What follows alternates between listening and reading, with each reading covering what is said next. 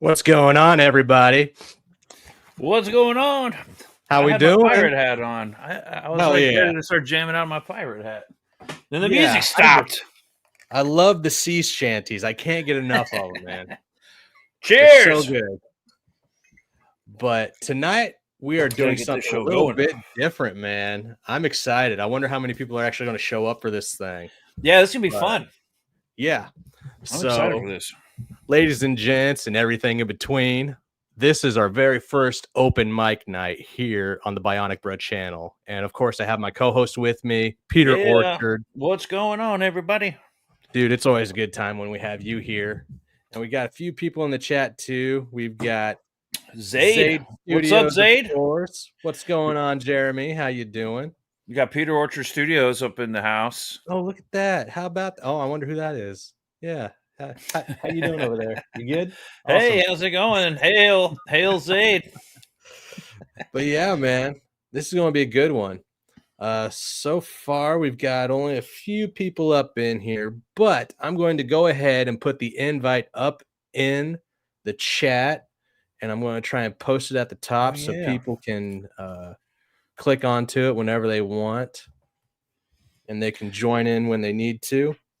So the idea, what's that? Oh, go ahead and explain. Yeah, explain what we're doing tonight. So the idea that we're going to be doing is that we are going to allow people to give their pitch of whatever product that they're working on, whether it be a comic book, whether it be just their art, or whether it be a video game, or just some music. I mean, I don't really care, but I thought it'd be good to give you 5 minutes to try and get your pitch together, kind of condense it down, feed us what kind of stuff you got going on. I want energy.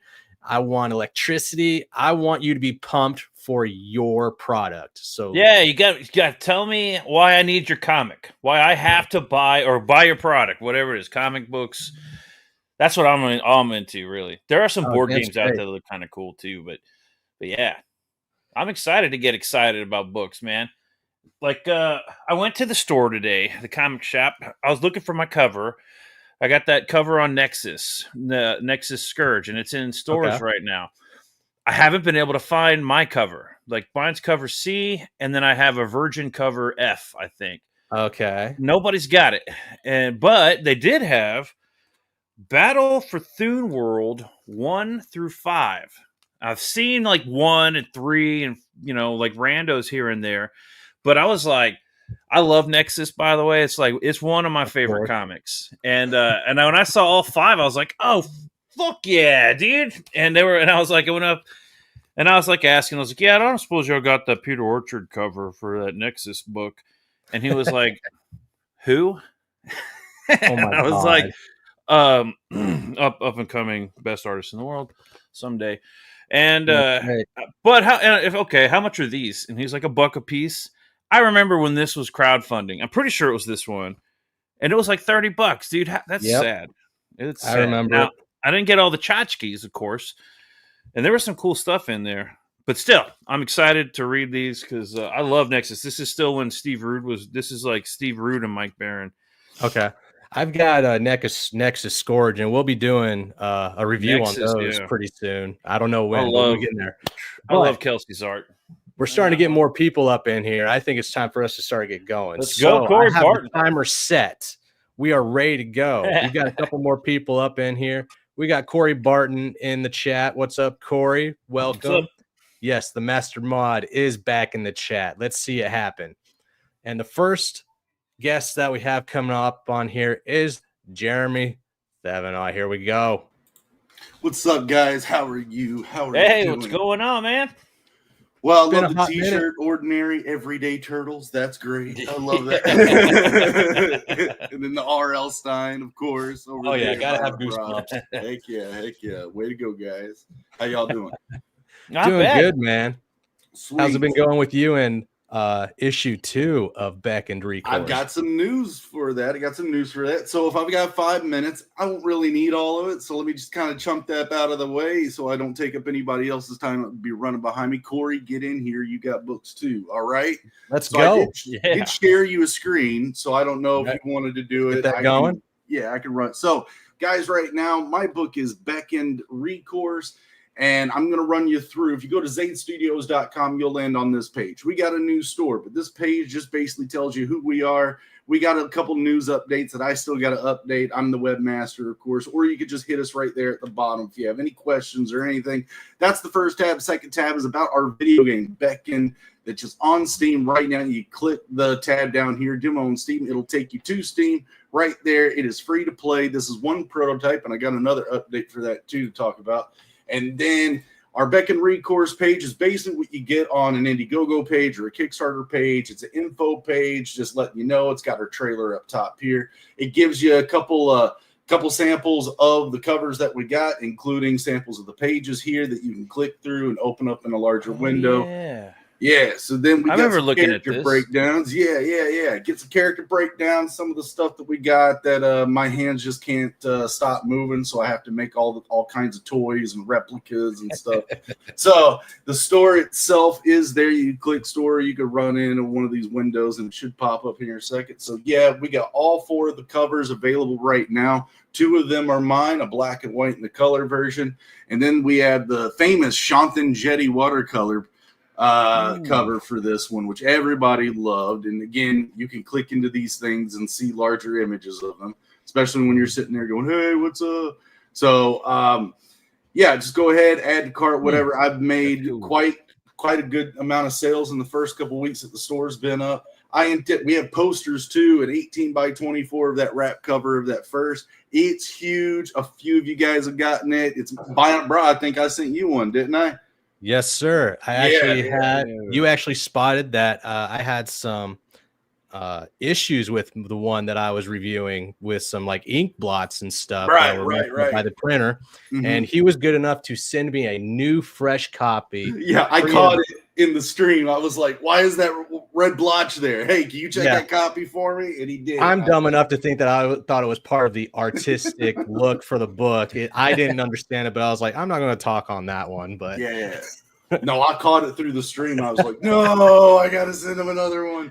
Is this the book that had that knife? That it was like that knife right there. Yeah. That's like there's a physical one, right? Yeah. I remember seeing this and was blown away when you were showing this, I guess, on Dojo's channel. Yeah. That thing is freaking awesome, man. Thank you. It was a lot of fun to make, and a few people ended up backing it on the campaign. So I am going to be offering those to order as soon as I get the mold and everything back to working. I did star charts too. So we have a night sky along with a big world map, and you can register and help name a star that's going to be used in the game navigation, the world building. Every time we're going to be using the stars to navigate my stories, we'll be more than likely using these primary star constellations you can get right now. And a few people back that one too. Real crazy, like Hail Mary tchotchkes. But no, that's like some of the coolest stuff I've seen. But yeah, thanks. I mean, trying to get everybody something interested to get into the world building, dive into the world deeper than what I did with 36 pages. So like that's as long as this book is, 36-page book that covers a young father who's going to go for his test to be a high magic user in his home, but he's raising a family, and while he goes through his test, some crap happens that make it go wrong. You know, he's living in the shadow of a failed father, all that type stuff. So we're going to see him trying to do new father stuff, but, you know, he just has to deal with this test, and it goes pretty gnar. So, yeah, other than that, like I said, the video games right there, we've, I think a couple of you guys have tested it out and had a couple bungles with the balancing, and I understand completely. It's more like nonverbal community, like trying to teach you to play the game the way we want to test. So we're forcing you to use the magic. But is that like a Zelda kind of game? More like Final Fantasy mixed with Super Punch Out. So turn-based, you're running around like that, but then the action actually is real-time combat system, both in defense and attack. But just earlier this morning on my show, I did a stream yesterday last night that I was a little loosey-goosey, so I redid it this morning and replayed our new build, Bionic Brawl. So if you do want to check out, anybody wants to see what our current build is looking like, we have multiple characters in the parties. We're seeing the enemies block 2 and steal our turns. Load-ins are now collectible. You can equip them just like items and all that. So we are in full like pushing mode on both ends. So to get back to the comic, because my brain just can't stick with one subject for too long. That's that wrap cover poster. So the detail in it is nuts. And yes, like I got to get rid of these parcel guys. I got to push them. So that's some awesome artwork right there. So the cover comes out this way, right? The front cover. So what I'm wanting to do is I started working on book 2's cover. Another wrap cover, working with the characters of follow up and what we call a light latcher. Sorry, I'll turn this layer off. Okay. You can probably see it a little brighter that way. But yeah, we have Eulafie and Sardige still there from the cover, like right here. Boom. And we are at the 6-minute mark. Yeah. All right. That was it. This book looks really cool, man. I like it, man. Thank you. I enjoyed issue 1, of course. The art is phenomenal. The storytelling's great. And I just can't wait to see everything else that you do with this world, man. I see it building, and I see it going to becoming something of great value soon in the future, man. Thank you, and sorry about the names. You're good. All right, guys, have a good one. Good luck, everyone else. All right. Yeah, man. Good luck to you on this. This looks awesome. Thank you, Peter. Keep in touch. Appreciate it. Good to meet you. All right, later. Check you later. See ya. Yeah, that's all awesome. right. Video game and everything. That's badass. You come in here with that energy. I mean, Jeremy, he has it. Yeah, man. In ints, dude. He has it he's on another level, man, and I absolutely love it. But let's see who else wants to come in here. We have the link up in the chat. It's pinned at the top. If you want to come in here and talk about your stuff, please do. Until then, yeah, man, when I got issue 2 of Beck, and as soon as I looked at the cover, I was blown away. I knew it was going to be really special. Yeah, I remember talking about that book. I don't know if it was on Dojos or not, but I remember looking at this. I don't know how long ago that was, but that's awesome. And he's got a store, and he's got the game on Steam. That's a lot that's like a lot. That's impressive, man. He and his brother have been working on that game on Steam for the longest time. So it is him and his brother doing it. And of course, Chris and we played the game on Steam, the demo mode, and it was fun. We hated the combat mode with the ratio of attack to HP, and but yeah.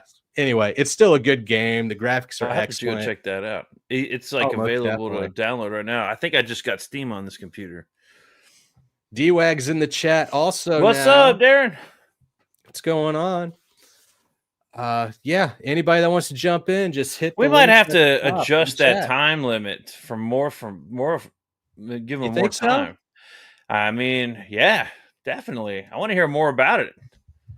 Does Corey want to come up? We got 8 people in here right now looking at us, so somebody needs to be able to hit that link right there at the top of the chat and come in here and give us your 2 cents on something of yours. Let's hear about it. And I invited quite a few people through the Facebook group chats, and then a couple through just Twitter, and I'm just waiting for people to come in. We've got 9. I'm expecting somebody to actually hit that link, but we'll see. If you're worried about how you're going to present yourself, don't. This is for anybody that starts off as an amateur, first timers, to people that have done this multiple times. We're very welcoming. We will help you along with it. We'll keep you on course. Just get up in here and tell us what you got going on. Corey says he can't at the moment. He's out. So what the hell, Corey? I know you've got work going on. All right. You know what? I would almost say, Zayd, get back in here. I want to pull up his website. All right. Until somebody gets back up in here. Still around. Sure. That's fine. No, it's like, what was that? Zayd Comics or something? What was that website? Yeah, Zayd Studios, zaydcomics.com. But Alex is here. What's going on, Alex? He says, I'm playing Pathfinder 1E right now. What's this about rocking the mic night? You jump on it? Get in here. You should jump on in, man. If you've got a project or something that you're working on and you want to share with everybody, I commend you to come up in here and tell us about it. We're curious about what else is out there in the ether, and we're hoping to get you noticed in that same degree. So come on. Hashtag no, I'm just a fan. How rude. Oh, come on. All right, I'm pulling it up. All right, he's back. Oh, there we go. All right. Keep talking. Keep going about it while I'm looking at this. ZadeStudios.com. I found it. There's Phil over there that's got Zade Comics, and we're spelled differently. Mine's named after my old dog during high school and college. I don't know what his is, but yeah, I think his is just Diaz Brothers backwards. So yeah, that's how you keep us. But yeah. Guys, this is my project. So yeah, until you guys get someone else, I might just bore your audience until someone's like, I'll just go on to shut him up. So that works. Let's roll. We've got enough info ready to go. Yeah. So what I had pulled up before was just kind of where I was going for issue 2's cover, and wanted a little feedback because I just started that seriously this morning. But yeah. Just there this one right here. Yeah. So I silhouette my thing. Sorry. Let me kind of like pull that back and then bring that down so we can see some stuff. Sorry. But yeah, maybe you want to see the striking silhouette. I don't know. You know, that's it. Just giving you a little taste of, I'm having ideas. I've got this character that's going to be kind of pushing the latter part of the second book forward a bit more, getting those monkey feet for, monkey hand feet, all that stuff, getting that hip cocked out to the side, making sure the baby's sitting on it nice. Our main characters from the first one, Sarfag and Antipestro, are going to be on the left and the right side of her, but we got these light latchers that I mentioned in book 1, but we don't get to see them yet. But this is what these things start to look like, and they're gnarly, big, giant things with hooked hooves that sling from the trees in their silk nests. Ooh la la. So yeah. The design of the face looks like it doesn't even really take place within the same world that you've built. It's very eerie. Oh, I got a lot of like deep sea stuff, so that's very angular fishy kind of feeling. I love, like, my dad's a scuba diver. He trains scuba divers too out there in Illinois, so I'm always looking through pictures of other worlds underwater, stuff like that. So especially under the pressures that they're under, like, it's just neat, gnarly stuff. Bioluminescence, crazy animals, just nuts stuff. Of course. All right.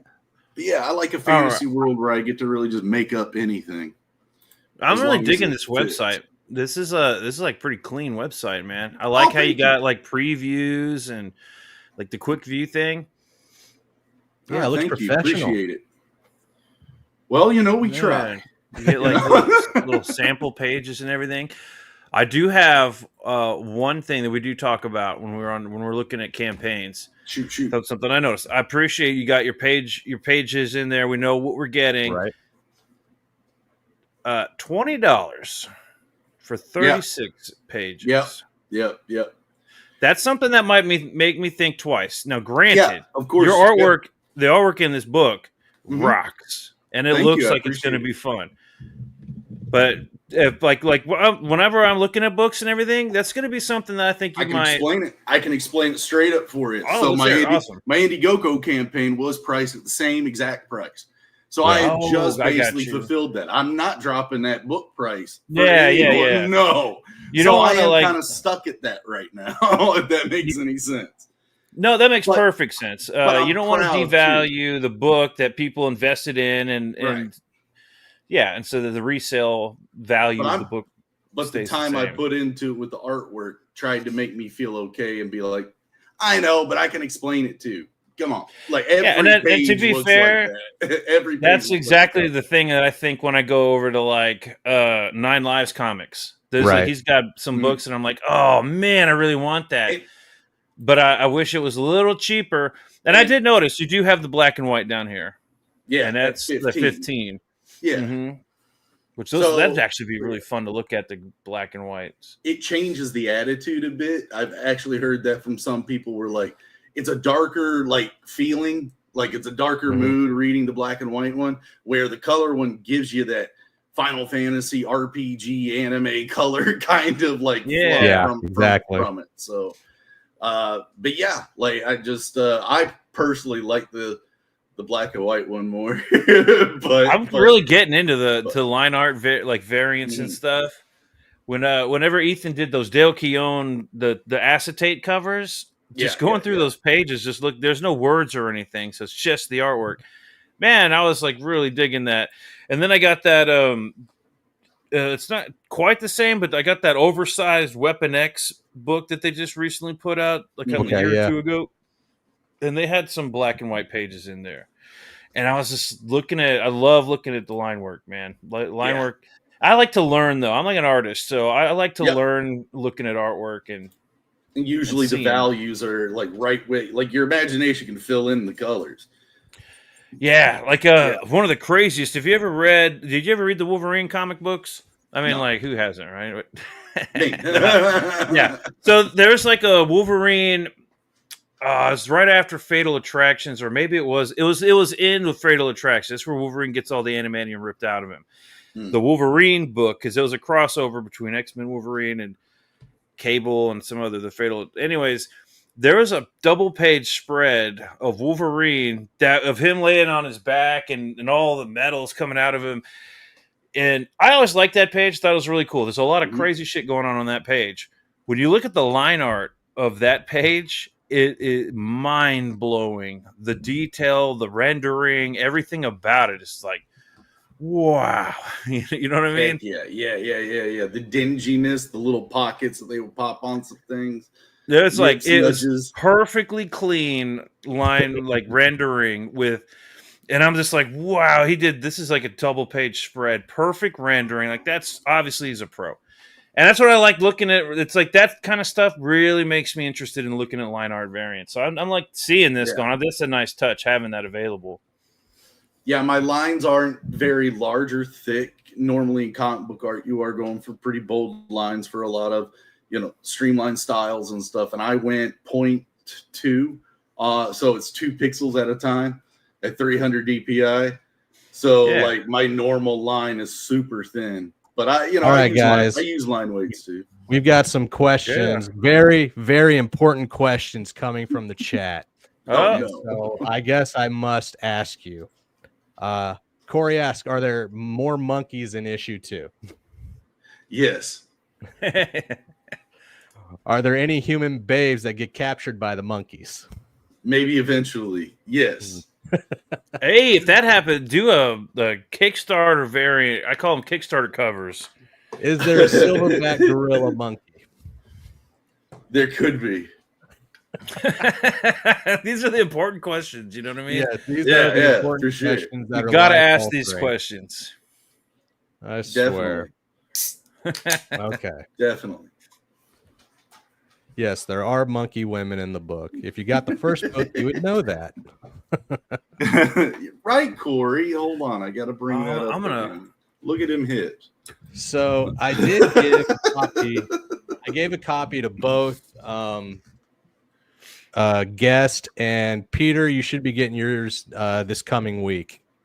But I did send out your package that had the book of Beck and Recourse in it. So really? Hell yeah. Yeah, everybody on the panel is getting a copy because I bought the 4 issues tier.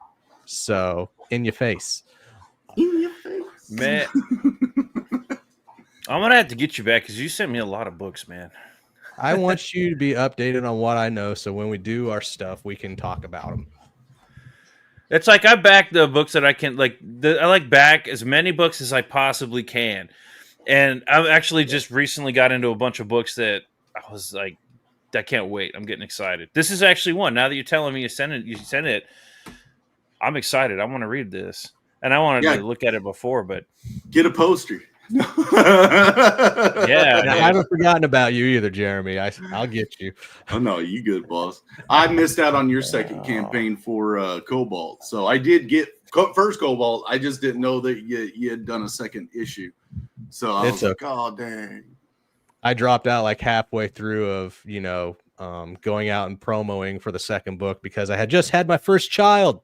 So had to take a back seat to it. Pray for that kid. Oh, this is cool. No, he's gonna be ready. You got a power morpho in your background. He's gonna be like, he's in good hands. White power. Hands. No, I'm just joking. No. That was my favorite Ranger. Is the first book Tommy. The first book that's available on your website, right? I'm trying to find Cobalt. No, Beckin. I'm looking at the website. Yeah, Beckin. Yeah, that's the. I only have one book at the moment. Oh, so Recourse. Okay, I thought Recourse was. Is that the sequel? Or that is the first book. That is the first book. It is a one part of a 3-part prologue series. D-Wag is claiming that he is the only person who's given any criticism for your book, and I have to say, Amanda B actually gave out her criticisms of it over on Twitter. Mm-hmm. So. And it was valid. Yeah, he's gotten valid points to help spruce up issue 2, which I highly doubt it hasn't already been spruced up. So, the biggest thing is that it is a dark book because the latter half of it takes place in a chamber in the roots of a tree. There's not electricity, so all the glowing stuff is how we're seeing illuminated. But we're already done with that scene. We don't have to go back there. So everything else is going to be much brighter. We're going to get to see more colors, daytime. There we go. Looking at this website, I'm seeing in the middle Beckend, and then to the right of it, Beckend Recourse. I guess that's why I thought there was 2. Right. So Beckend happens later. It's it happens 10 to 15 years after the events of the comic books. So I had tried to crowdfund this video game first, that's a video game. Getting to know me and all that. Well, it was a $68,000 goal, and no one knew who the heck I was. And for an indie game of this caliber, that's actually pretty much on the low end of it. So I didn't hit the goal. We did raise kind of a good amount, surprisingly. So basically, my buddy Joe Catapano, who did Star Circuit, there's your little plug, Bubba. Yeah. He kind of got me in and said, you need to draw a comic book. You're good at art. You can do this. You got a good eye for paneling and storytelling. Do it.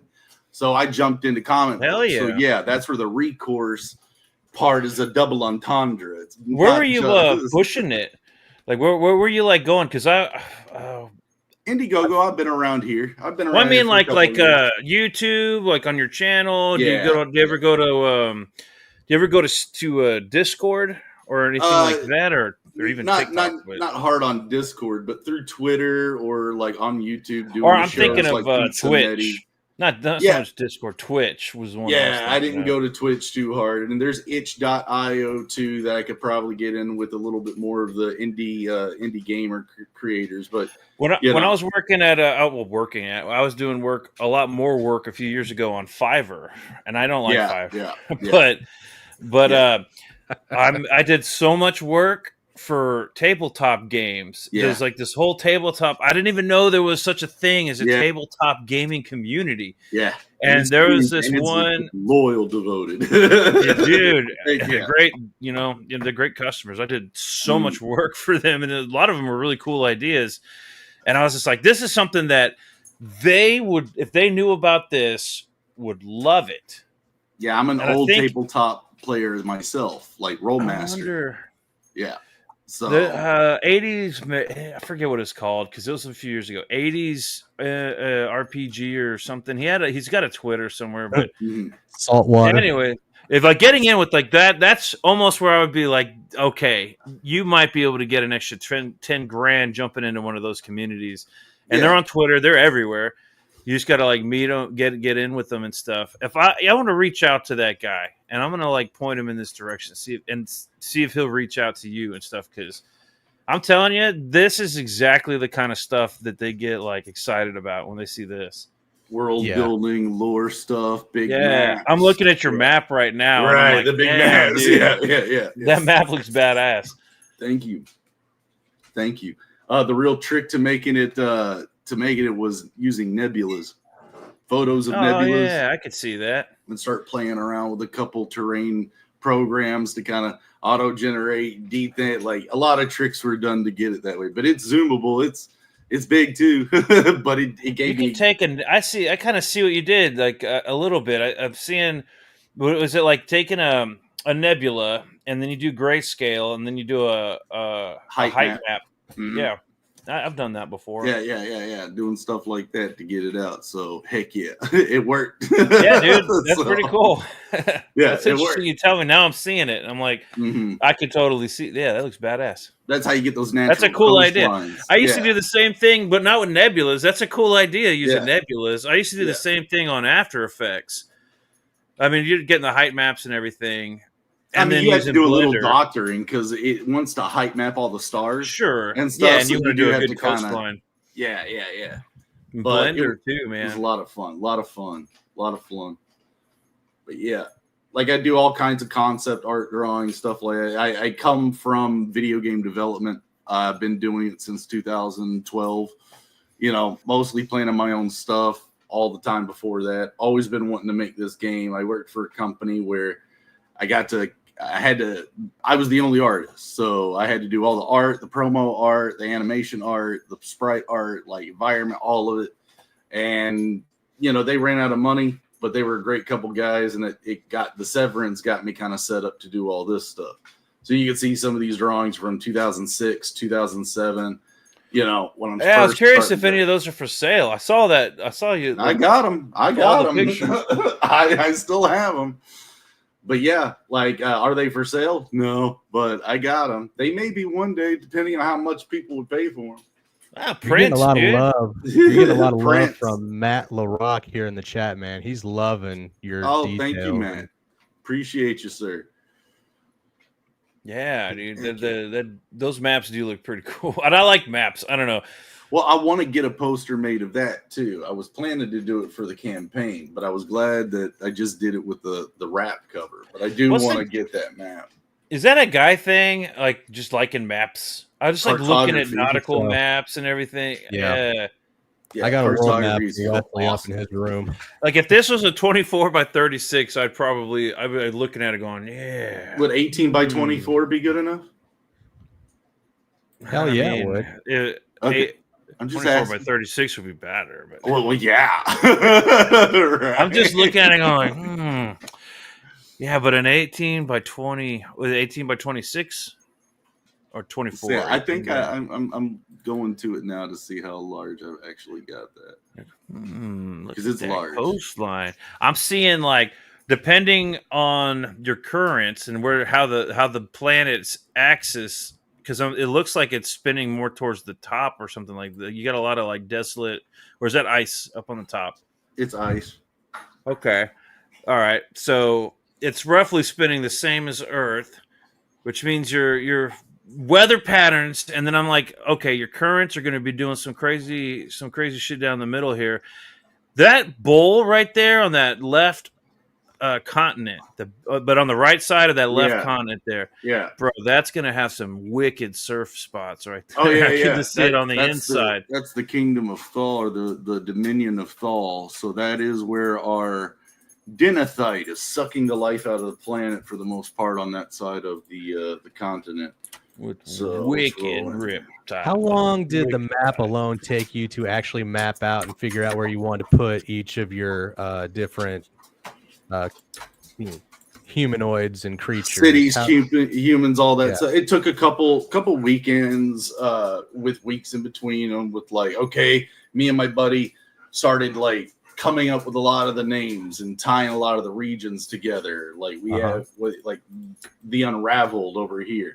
Like, what is this area of Axpian? What is it actually doing? In the Unity of Burentis, in the Fenris, continent. What's going on here? This is where a lot of our humans kind of reside for the most part.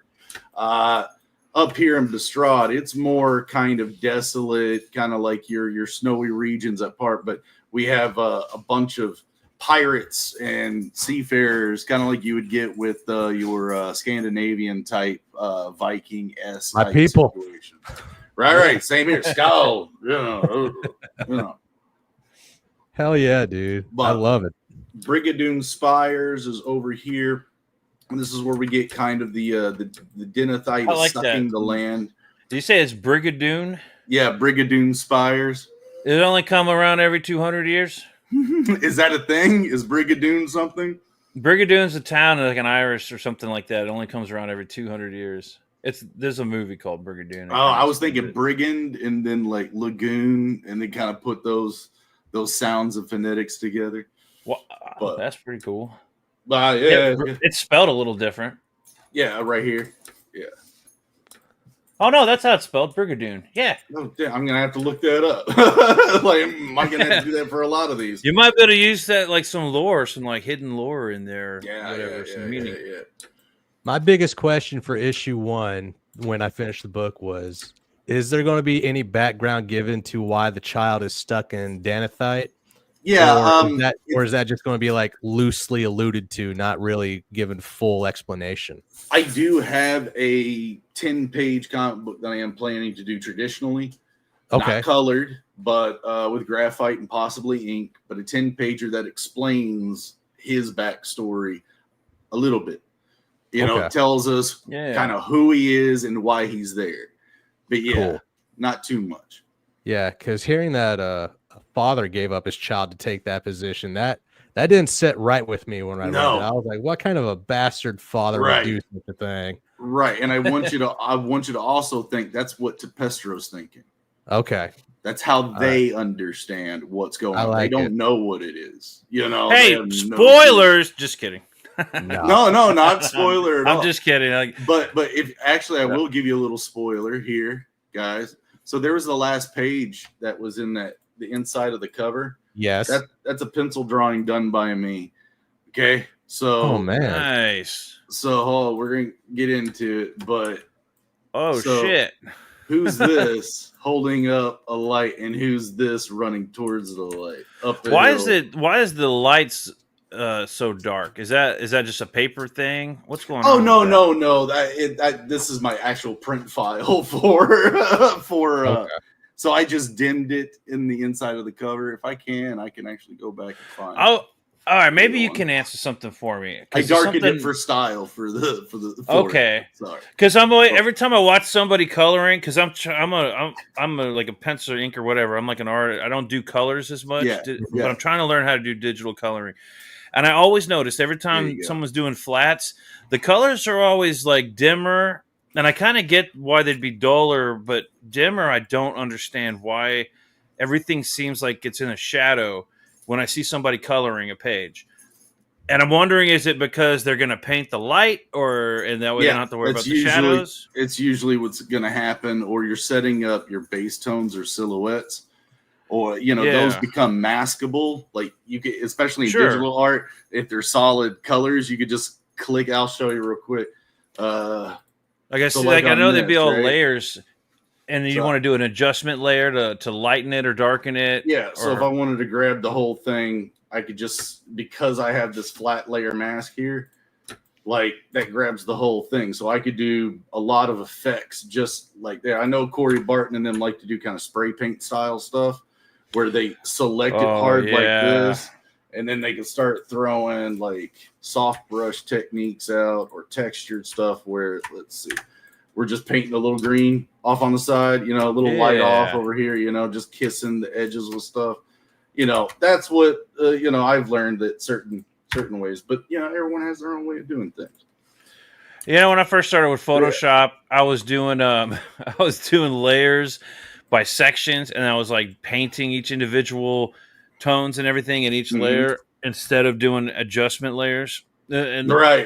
Holy crap, dude. I learned the importance of adjustment layers real quick when my computer started locking up on me. So this is a hint, Bionic, bro. You were asking why are there a bunch of monkeys and then you got this human kid as your main character in the game? Well, that's him. So I like how all my questions stuck with you and you're ready to give me the answers. I appreciate that. I feel special. Well, if you're going to ask the right questions, and I have a way of kind of teasing an answer, not giving you the full answer, but if I can tease it, I'll roll with it. But so I did that drawing 2017, 16. And so yeah, like that's our main character of the game, Taj, at the bottom.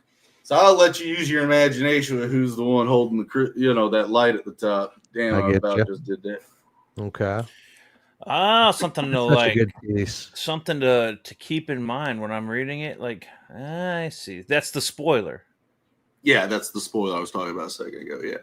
I actually want that as a poster. That's what I want. Yeah, cool. Man. That looks badass. Can you zoom in? I want to see all the detail. I noticed it's got a lot of detail in there. The detail in the book made me linger on that thing for hours. I had to go back and reread it like twice just to make sure I actually had some story to read. I was told that early on. I was told that early on. Like, well, man, you put so much detail, but I'm going to want to pay attention. It's not a bad thing. It just makes me, right. Like you said, the price point for the art given, I accept. I don't really, take points away for such a thing. This is phenomenal. And this is pencil? Yeah, this is just graphite. I have the original in one of these folders. So it's stuck aside, but yeah. This is so good. Yeah, I'm excited, man. I want to read this. Hurry up and send it, Jake. Did you send it already? Don't hurry up. Yeah, dude. I can't. I sent it either Tuesday or Thursday. I can't remember which day it was. My days collide together, man. Yeah, same here. You and I collide. Being out in the country for a week, when we got back, I had no complete like I was away from the internet for the most part. I was out in the middle of the country, just sitting around a fire shooting shit and drinking. That's like the best time ever, right? Hanging out with Dad and riding around a golf cart shooting shit. And when you come back to civilization, it's kind of like, what day is it? What time? Like, what time of day is it? Because now I got to like keep track of time now. All of a sudden. Heck yeah. Darren is right, though. Someone has been saying me and Peter should be meeting. Yeah. And it was Dude, no shit. It was I'm down. We should oh, yeah. We should do a draw stream, man. I'm totally down for that. Mm-hmm.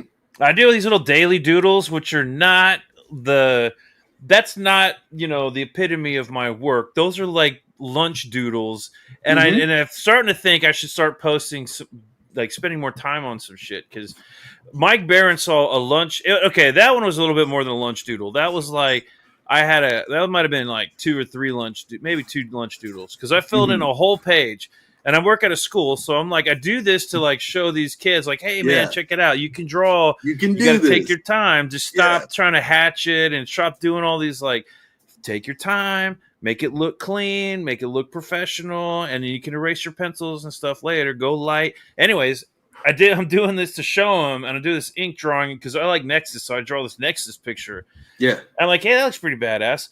So I posted it, and Mike was like, oh, yeah. He's like, can I use that? And I was like, hell yeah, man. And so I'm like excited, but I wish I had done like an 11 by 17. That was on computer printer paper, man. And I wish I had put some more time in it.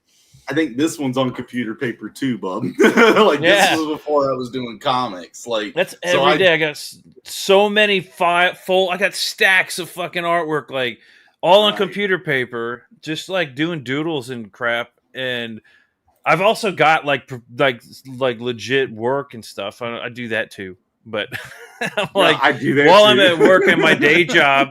At my day job, I'm like, I get lunch breaks, and I'm like, I don't do anything but draw on my time off. Yeah. Yeah. So yeah, Darren has been talking about it, and we should do that. I need to learn how to do a draw stream. Well, I do too, apparently. I've been doing draw streams for a few years now, because that's all I do. Let me ask the question. He said, is that a flat earth map? No, it's not. It's globe earth. Globe earth. Oh, you know what? That's is that something that anyone ever considers when they do their maps? Right. Because if it's a medieval setting, wouldn't they be considering it like flat earth? Right. Yeah. Pillars. That's on the a good point.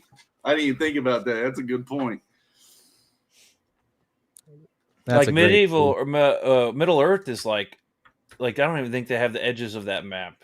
No, I think isn't it Arda and like Middle Earth is on the east continent or something like that? Yeah, like and the then they left have the White side is Shores way over on the side. Yeah. But it doesn't even show like the boundaries. We know our Tolkiens. Yeah, dude. Happy birthday, Tolkien. Is it his birthday? Is it still the 3rd? I don't know. Yeah. That's still the 3rd. I didn't know that was his birthday. I'm pretty sure that's cool. Well, cheers to that. Happy birthday, J.R. Tolkien. Right. Heck yeah. Now, are any of you dorky enough to speak Quenya Elvish? Like a Star Trekkie can speak Klingon. I can't speak Klingon anymore, but I used to be able to speak Klingon. I have the dictionary, and I used to be able to. I was actually trying to translate a bunch of rap songs into Klingon one time. Oh, that would be great! I used to go. My wife used to go dancing, so I used to go to these bars, and there's always like people booty dancing and shit. And so I was trying to learn Soldier Boy and Klingon, and I was always trying to like drink Shinerbach and start singing in Klingon just to see people. But yeah, half the words in those songs don't even have a translation. So I'm like, fuck, I just gonna, what is it? The Choi Chu or whatever. There's a word in Klingon that's like used for several different things. Kind of like Kree is used for several different things in Stargate. Right. Klingons have like a word like that they use for everything. And I just threw that in there to fill it in. For the F word. Yeah. It's just as versatile. That was wild, man. I'd turn that place upside down. I'd get wild up in those blood. Like, we'd have blood wine. Blood wine, right? Oh, man, these parties sound crazy. Bionic Bra, you been to one of these parties, man? I have not, and I worry about being invited to one. Yeah, good times. Or that arm become idle hand, you know?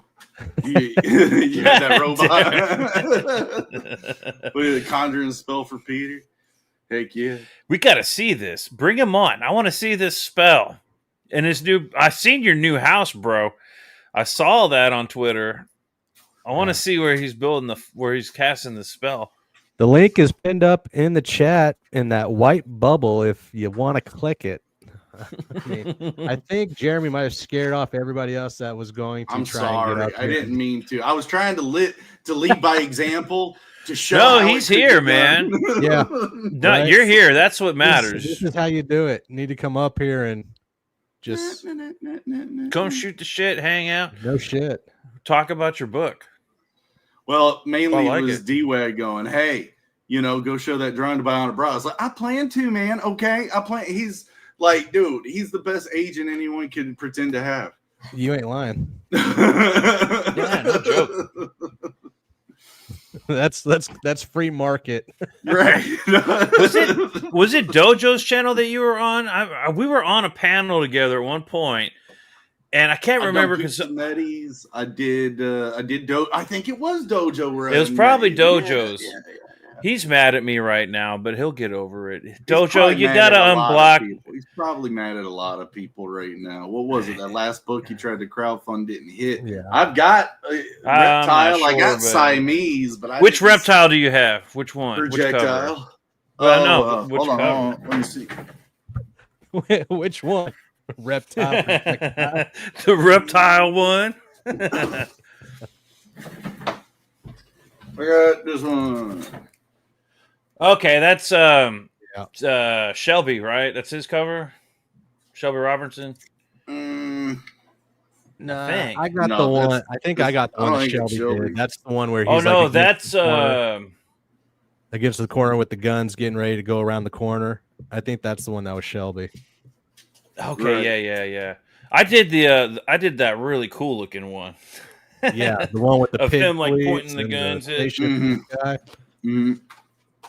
I got it around somewhere. I mean, I got Band of the Crow. I'm surprised not seeing him out here promoting his Band of the Crow. Come on. Right? Jojo, you gotta unblock me, bro, on Twitter. Unblock me and accept the fact that I'm gonna comment on your tweets, and it's okay. Seriously. I mean, come And on. of course, as a homage to these 3-minute, 5-minute like pitch designs, Pete Cimetti, I got his King Cryptid. Hang on, let me package bring it up. coming in. Dude, I freaking love King Cryptid. That is such a yeah. cool idea for a book. And I just got wind that we're getting 5 through 9 pretty soon. Yeah, I just had to get the catch-up tier for it. Come with a bunch of extras. Yeah, I've got stuff. my I got a poster, one of the Alterna posters around here somewhere. I love Alterna comics. Yeah. King Cryptid's badass. Yeah, I just enjoyed the art so much. I was like, I gotta back that. I already know. Yeah, that but it's I didn't gonna be a get to good do story. Blood Moon. I'm gonna have to go to his website and get Blood Moon probably the next paycheck. Yeah, that's an idea. Get Pete on. Have him go sit in the fire of his own design. He came on your Jake's channel a couple months ago around Halloween, right? Yep. Just let we Peter did, happen. We did a cryptid show together. Yeah, that's right. Need to get more people on here too, man. But somebody's got to wrangle him in. He's wild. Peter Cimetti, he's a wild guy. Get Pete on. That's not what I said, Alex. That's not what I said. That's not what I said. I said get Pete on. I didn't say get Pete on. That's making fun of my accent, man. That's not fair. He's gonna get Pete on there. He's gonna be grabbing baby oil. Oh no! Like I said, he's a wild guy. Wow! Get them reins on him. Oh shit! Yeah. Take them glasses off, Pete. I want to see. Is libel? No. What? Oh, Darren's gonna clip it. You know, Alex. Darren's gonna clip that.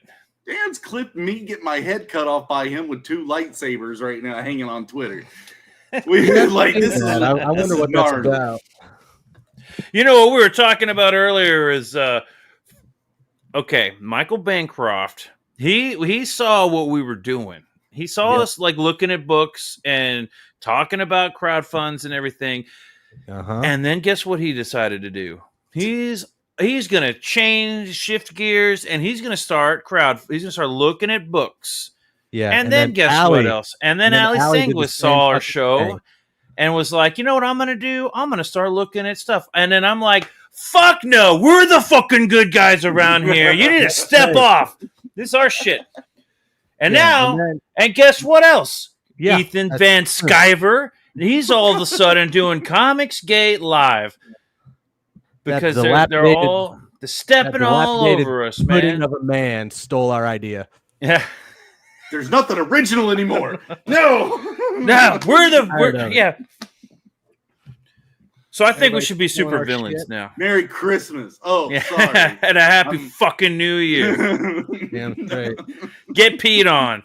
Get Pete on. No, I disagree with that because nobody thought about that until they saw our show. So fuck that. Yeah. We're trying to make it fun looking at books. Burns me up. They want to make it work, don't they? They want to make it work. They want to make it a conspiracy. They want to make it a problem. But yeah, over on Peter's channel, we do the Underground Lives where we go on different platforms and see everybody's books that they have getting ready to fund or already funding. And it's been a blast. Yeah, we do that that's once in a while fun, here man. Train. Just looking at random books. It'd be cool to get them on, but the way we do it is just look at everything and see what pops out.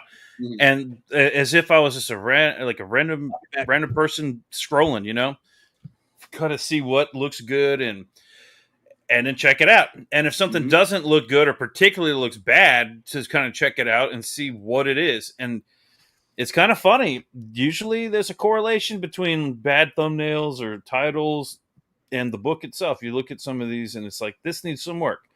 I mean, I admire anybody who puts a book out and puts it together. But there's some things that are pretty obvious when you're looking through, you're scrolling through and you see the thumbnails and titles and everything. Some pop for good reason. Yeah. I mean, clearly everyone stole it from you. I know. I was just sitting there thinking one day, you know what would be cool? Indie comics. And then Indiegogo pops up out of nowhere. Then I'm like, dude, you know what would be really cool? Looking at indie comic books on a channel. And then, boom, all of a sudden we start doing it. And then next thing you know, everybody's doing it. It's a celebration of mediocrity, man. Bringing people on to talk about their books. Yeah. It's fucking like lightning bolt struck our brains. And Jake's like, I'm going to take that idea. And he did it. And I commend him for beating me to it. I didn't even have a chance to get it on. He's like, I got this. I'm like, all right. 5 minutes. Yeah. And I was like, I didn't think of that. What's up, Immortal Rising? How's it going? What's going on, Immortal Rising? Jump in here real quick. Yeah. It happens all the time. Yeah. I let it slide most of the time. But Bancroft, no. I'm pumping the brakes right there. His toilet flushes the other direction. Right? What kind of monster? What kind of monster flushes his We eat frog legs, they eat kangaroo legs. Yeah. Come on. They go that way. That's not right. That's not natural. It's not natural, man. Bancroft should come on and explain himself. More Rising. They were talking about getting peed on earlier.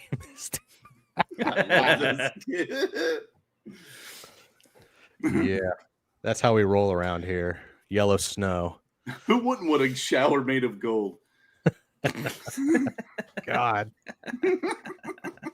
What does that say? Skibbity Croft. I agree.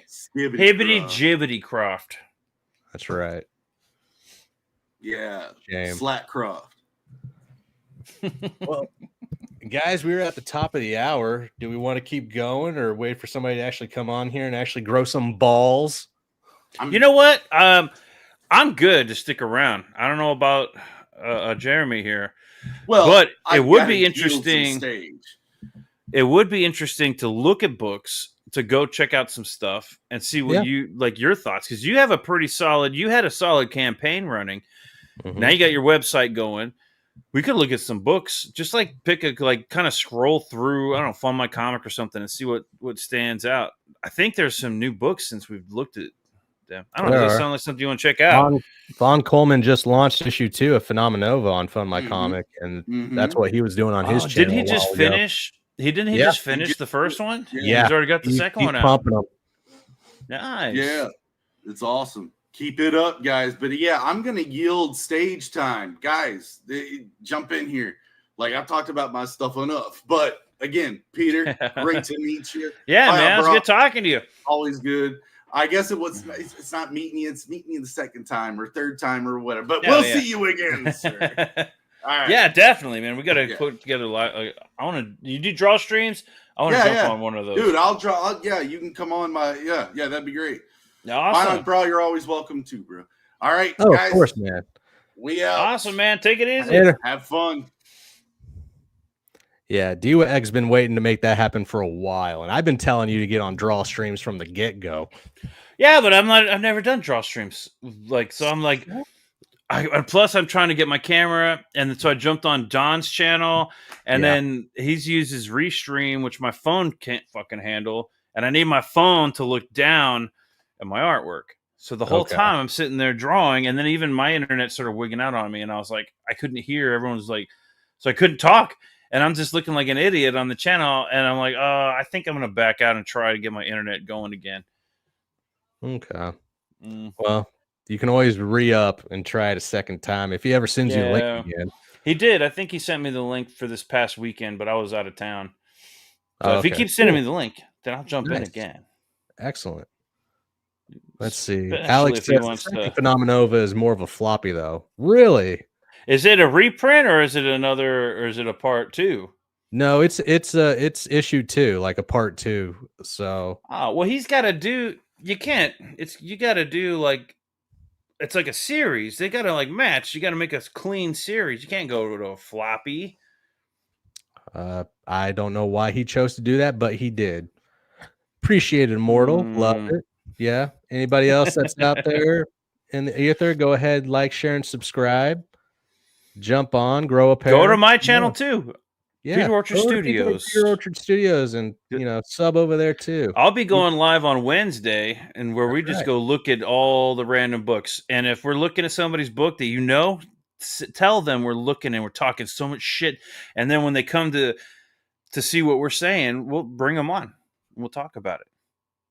Not that we go over and talk shit. We don't talk Mortal, shit. pop on. You got the juice. Being called out. Oh yeah. Yeah, I don't mind. Oh, Oh. no, I'm not gonna do it. Okay, I've got a buddy calling me, and it's always interesting when he calls me, but he never calls me. One? Is it him? The him, yes. It's him. Okay, but it'll take like 20 minutes. I could put him on speakerphone, but it'd take 20 minutes before he forgot what we were talking about, and then jump on, and then like go back to what was I saying? But now I'm not going to do that to everybody.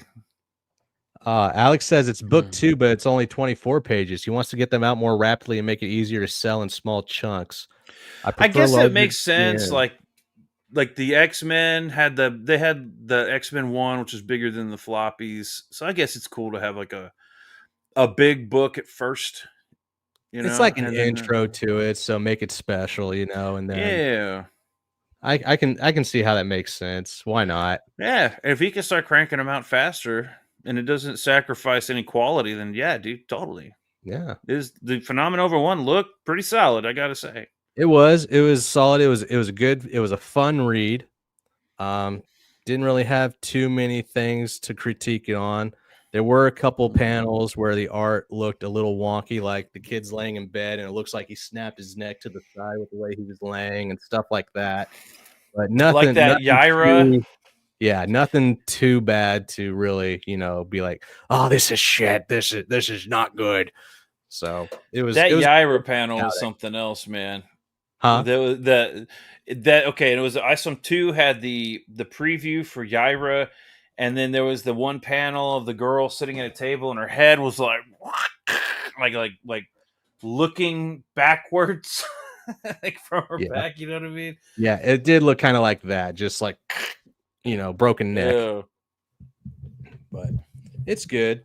Exorcist not shit. Bad. It's about a little young kid.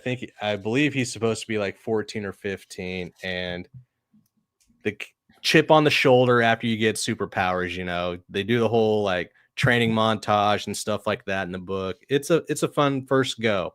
It reminds me of like Shazam and that kind of intro to it when a kid gets powers and stuff. But all in all, it's a good first time out.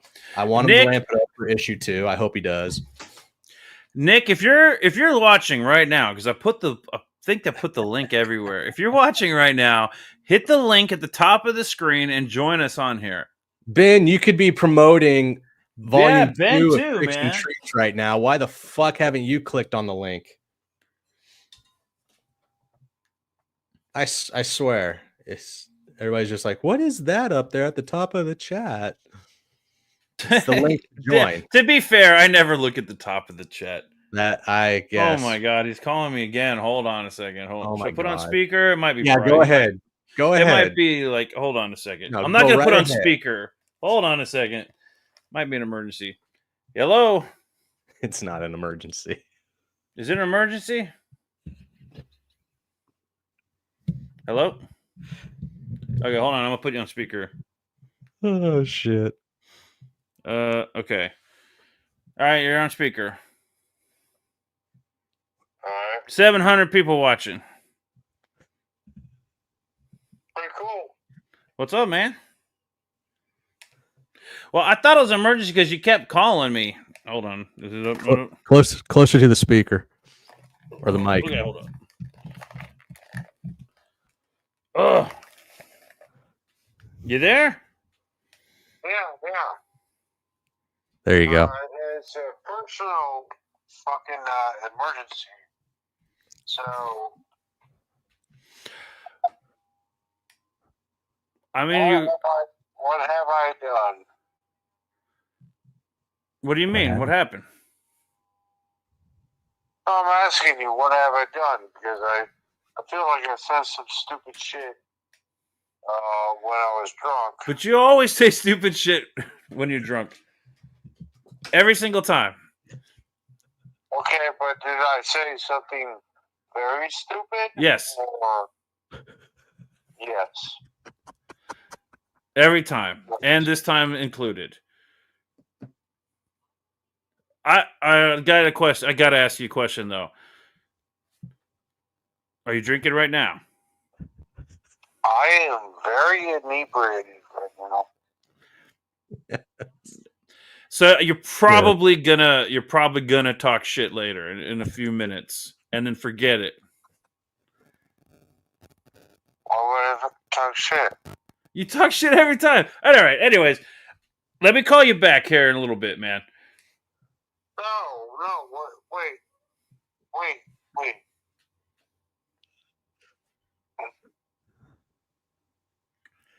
What you got to say, man? Chicken's in the chat if you want me to actually keep doing this. Chickens in the chat. Let's go. Let's see those chickens. I'm trying to figure out what I said.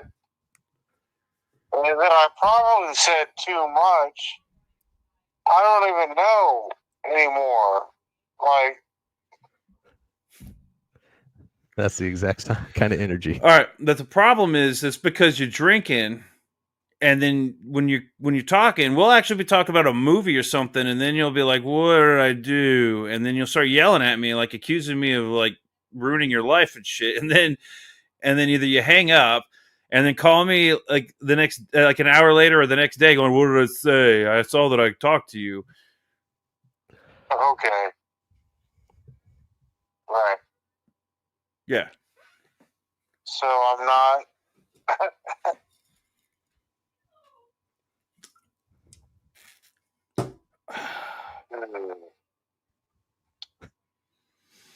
Okay.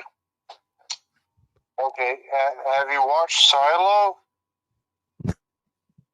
No. What's Silo? Is it a movie? It's a series. It's on Apple fucking whatever the fuck. And apparently my streaming channels are getting knocked down, which is fair enough. But I did watch Wicked recently, the musical, and you know what I realized? It's because of my daughters. It's because I have daughters, people. And anyways, the Wicked, that's good shit. No, it's not. It's horrible. The acting was good. Oh, actually, everybody who said that actress I thought it was good. Oh my god! It's a part 1, by the way. It's the Wicked's actually part 1. There's going to be a part 2. Everyone was like hating on that actress. She did fine. All the casting was fine. Everything was fine. The story sucks. Oh, there's no story. Yeah, like they're saving animals. Like Peter wrote it or something. And apparently Peter Dinklage was a goat. And I thought that was fitting. Did you know that? Did you know that Peter Dinklage was in that movie, Wicked? No, I did not. I did not know that. Okay, he plays a goat, and they're silencing animals. And there's a moment where there's a kind of a cringe scene in that movie where they're like, they're going to be silencing all the animals, so I'm going to sing and go, and then it's like Darth Vader for girls. Hey, fuck you. No, just because I have a brony shirt in my closet, that's from when they were little and they like the ponies. No, that's gay that you got that shirt. That's gay. No, it's not. They were like 5 and they had little ponies everywhere. Excuse to be a brony. I need to ask you a question. How important is this? Hold on. Before you ask the question, what is it pertaining to? For your sake. How much did I fuck up? I'd say, are we talking about in one incident or are we doing accumulation? What? Accumulated, right? Accumulated, all fuck ups are included or just the last time? Well, I think I told you what happened. Right. With what?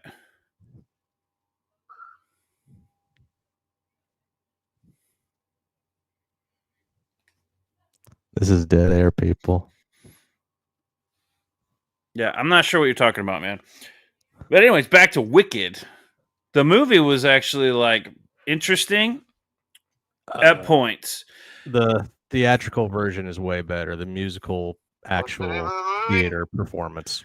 But it was like well done, but the story just sucks. Like there's a scene where she's like running and jumping and yelling at everybody who's trying to arrest her. And... Hey, Peter, you gotta tell me the name of the movie. Wicked, the Wicked movie. Oh. I have not seen Silo, by the way, Ben. Yeah, Silo, we gotta watch that. What's that about? Is it good? It's pretty good. I wanted to see that Trump movie. I wanted to see that Trump movie because I heard the guy got a lot of shit for portraying Trump. And I'm like, how the hell could that be? He's our best president ever. Someone antagonize me. Yes. please don't go there. I'm begging you. Proof I'm not. Did you know that fucking Charles had brain cancer?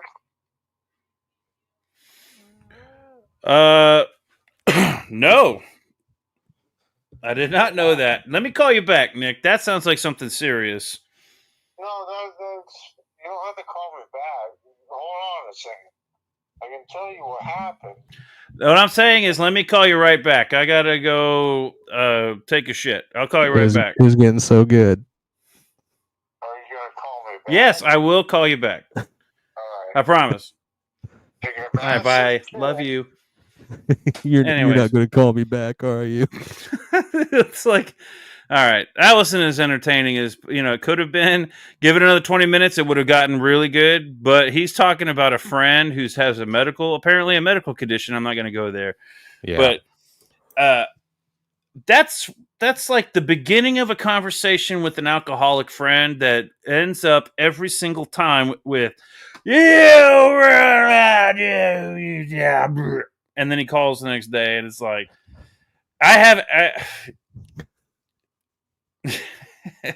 yeah. God. I've not seen Silo. And then one of these days I'm going to get him on the phone and we're going to talk, but he spirals out of control and it's fun to listen to. That's why when he's like, what did I say? I'm like, well, are we talking about accumulation? Because if it's just the last time, that's like out of 10, that's like a 4. But over the past 3 years, we're talking about hundreds of 4s and a couple of 8s. You know what I mean? And 1 or 2 9, 10s. And it's like, nah, I've got a buddy who acts like that too. His name's well, maybe I shouldn't give it out. It rhymes with Pat. No. Grody actually has a good head on his shoulders. But I like Grody. He the friend that calls me every once in a while, every time he calls me, it's immediately to escape back to childhood because he's got nothing else going on. It's always like, dude, I used to fuck so many girls back when I was in the army and everything. I was like, you and every other fucking army brat that I heard about, man, just, you've got a wife and you've got kids that you've taken in. So it can't be that bad unless you're just making it that bad. Yeah. So were you watching Stanley? Because I had him on the phone. And the reason, because I know one might think, wow, what a shitty friend to pull his drunk ass alcoholic buddy he's had for years and just blast him on the internet like that. Because then, and let me explain, this is why I'm a good friend. Because I was hoping he would be at his worst, or at least somewhere near his worst, that I could blast out on the internet and then send him the link so he could watch it. Because he needs to see himself, you know what I mean, spiral, for him to realize what the hell everyone's been dealing with for years. But he starts going off on another tangent. We'll just have to save that for another time because I'm not going to start talking about something else. Fair enough. And that's going to be a super downer because I don't know. I have no idea what that was about. So, all right. What's up, Mo Biggs? Wicked was actually kind of entertaining.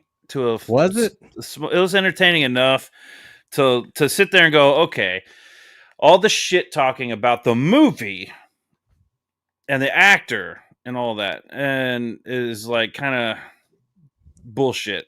There's nothing wrong with the acting, nothing wrong with the casting. From Ariana Grande and then the one that played the Wicked Witch, those made it to where I thought the movie would be unbearable because their interviews made me want to get a noose. And fuck all that. I've never seen the interviews. Actually, it was Ariana Grande played Galinda, whatever. Yeah. She's perfect. Perfect role for her. She's got the ditzy look on her face, and that's kind of how Galinda is in the original Oz. That's not acting either. That's it works. All of that works. There's a few moments of like logic that didn't make sense. That were like, why would you do that in this moment? Like, there's moments where it doesn't make sense. There are some cringe moments. On the whole, it was okay. The ending is freaking weird. The way they ended that movie, there's a scene where it's like she's finally she's like breaking free of her chains, and that's annoying. Every time you see a woman break free of her chains is really fucking annoying. So Nerdrotic went and saw it with his wife, and he said it was abysmal, basically. And he says everything's abysmal. Huh? I'm saying that the story Wicked is abysmal. As far as all their complaints, it's not for him. It's like I said, it's Darth Vader for girls. Now, Maleficent was also Darth Vader for girls, which is why it's annoying, but I think this was a better job of Darth Vader for girls. Let it go. There you go. Where's my book? You know, you want something good. You know what I mean? Yeah. A good book or something to clean all that Nexus. Oh, okay. I see what's behind it. God damn it. I knew that was coming. Darth Vader for girls, dude. I'm telling you, it is. Watch your hero turn to the dark side, and then I think in the second movie, I think they're actually going to cover Wizard of Oz because this one starts off at the end of Wizard of Oz. So it's not a it's like it is a prequel, but I think it's actually going to follow the events through Oz and probably explain the story of Oz completely different.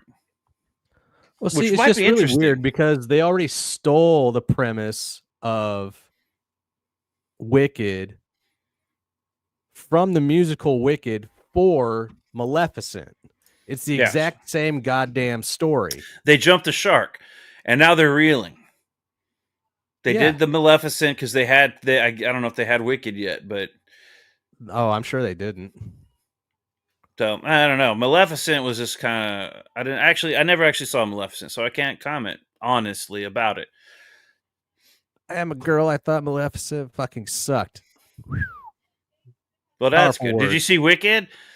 Because I thought it was like my kids thought it was okay, and I mean, I was like complaining about it the whole time, and they kind of agreed with me. But when it came to I'm just sitting there going, okay, yeah, this is definitely Star Wars for girls. They don't care about the scene in Return of the Jedi when he chooses Luke and then saves Luke. Yeah, when I first saw that scene, it made me cry.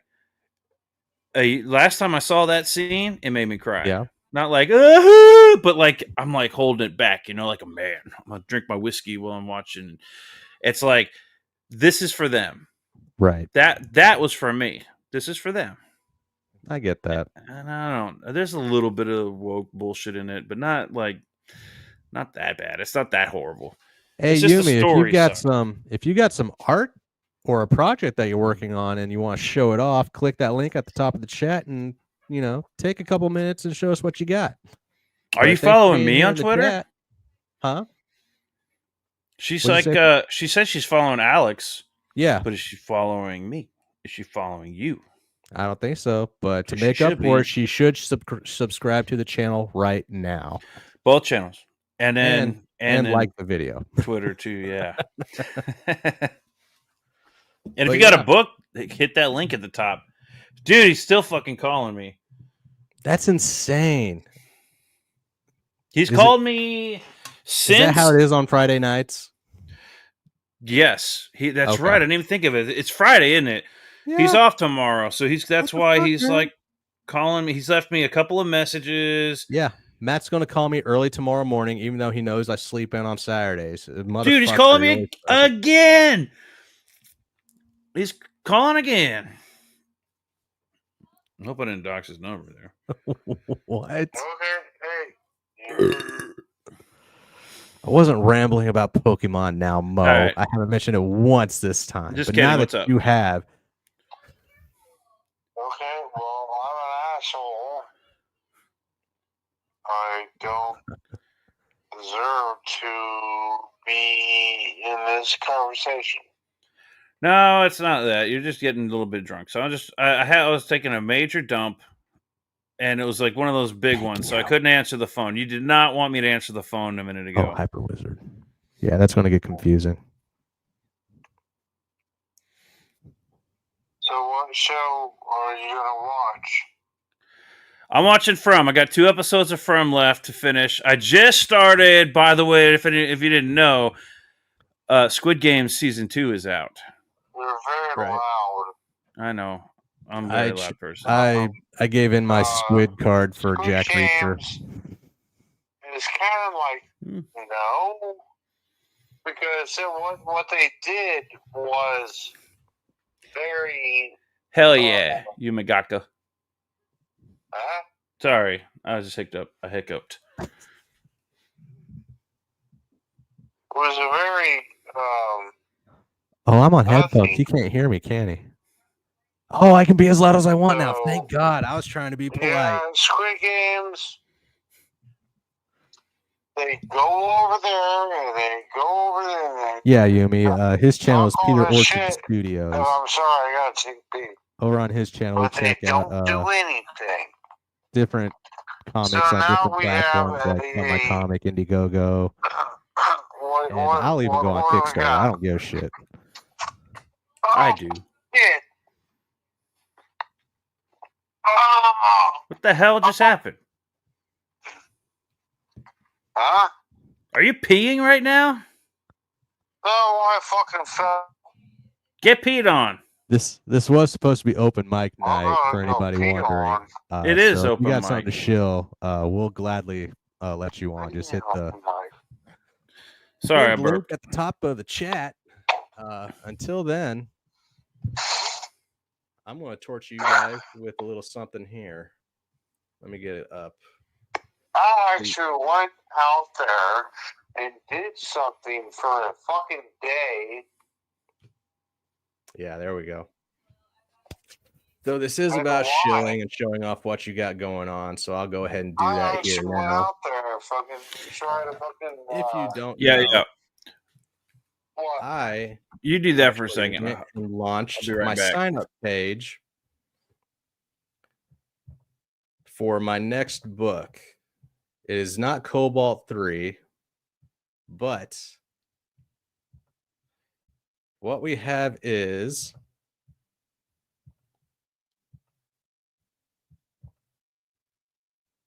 Brother Kit Prospect. The sign-up is a go on Indiegogo. If you're looking for awesome street level, kind of Power Ranger-esque Sentai gang related stuff, what I did basically is I went ahead and I'm a fan of the Brer Rabbit stories, and I haven't seen anybody actually touch those and reinvent those like I've seen them do with Red Riding Hood, the Frog Prince, and other old classic folklore tales. So I decided to do the Brer Rabbit series, and I thought it would be fun to make them, very colorful, very bright, give them some high-tech futuristic weapons, set them about 40 years into the Cobalt universe. So it isn't the same universe, but they're not going to intermingle with my Cobalt characters. And of course I have the main cover here from Brother Kid by Elliot Rodriguez. And then I have a secondary variant by Michael Fulcher. If you haven't seen Michael Fulcher and his art, you can find him on Instagram. He goes by Flogan80, Flogan 80. He does phenomenal art. This is an homage cover to an IDW TMNT Michelangelo cover. So you see him with nunchucks there, of course, because he actually uses them in the book. But he's also on a little hover disc here that you'll be seeing take place in the book too.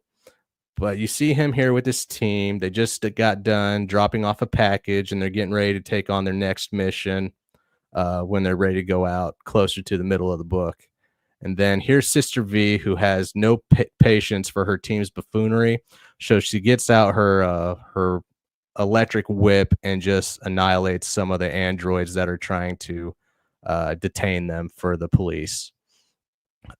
This is a Brer Rabbit Redux. We are breathing life into the classic tale with a new look, along with new twists and turns for these classic adventures. From here, we have Brother Kit joining an organization known as the Warren, and he begins to wonder if they only hired him as their scapegoat because things that unfold within the book. So I highly suggest that you guys come and check this one out. It is going to be a fun book. It's going to be very bright, very vibrant, very fun. The flipping characters are as they were within the original stories. We're just making little twists and turns and taking detours as we go through these stories. I'm enjoying it, and I'm getting a little bit of good feedback from the people that have actually mentioned it to. Highly recommend it. Please go and sign up. I was just asking why. I was just asking, let me call you right back because I want to hear about him. And then because I didn't know any of this, how am I the asshole? Okay. I'm not being No, the I did asshole. not. I'm sorry. Okay. All right, we're coming back to this juice. Let me call you back. You're gonna call me back, or you just gonna fucking do whatever the fuck you gotta do? No, I'll call you back. I might have to pour a glass or something, some kind of liquor.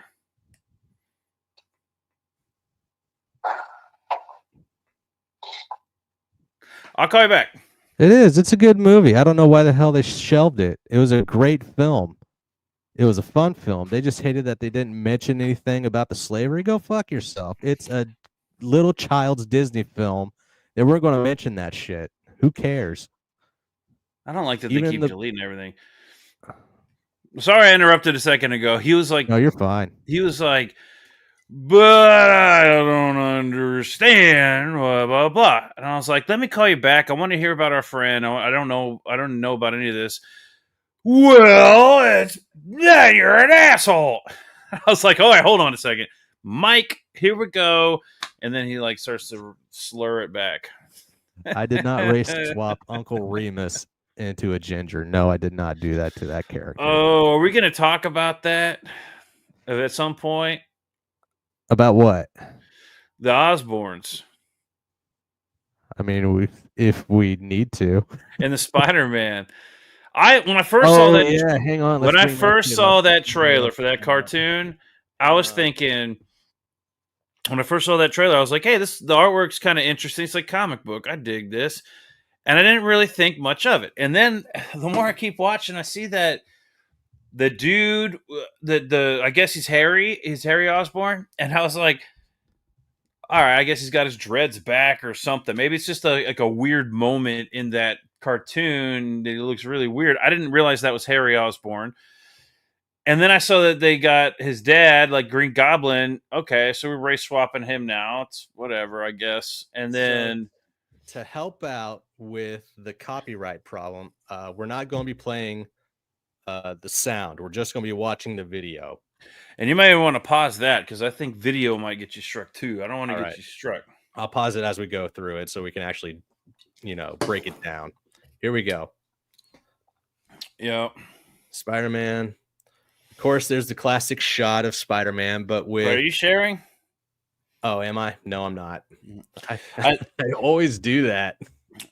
It's the artwork is interesting. I'll hand it to him. Like some parts look really stupid, but the comic book look is kind of nice. I'd kind of To dig talk it. about the whole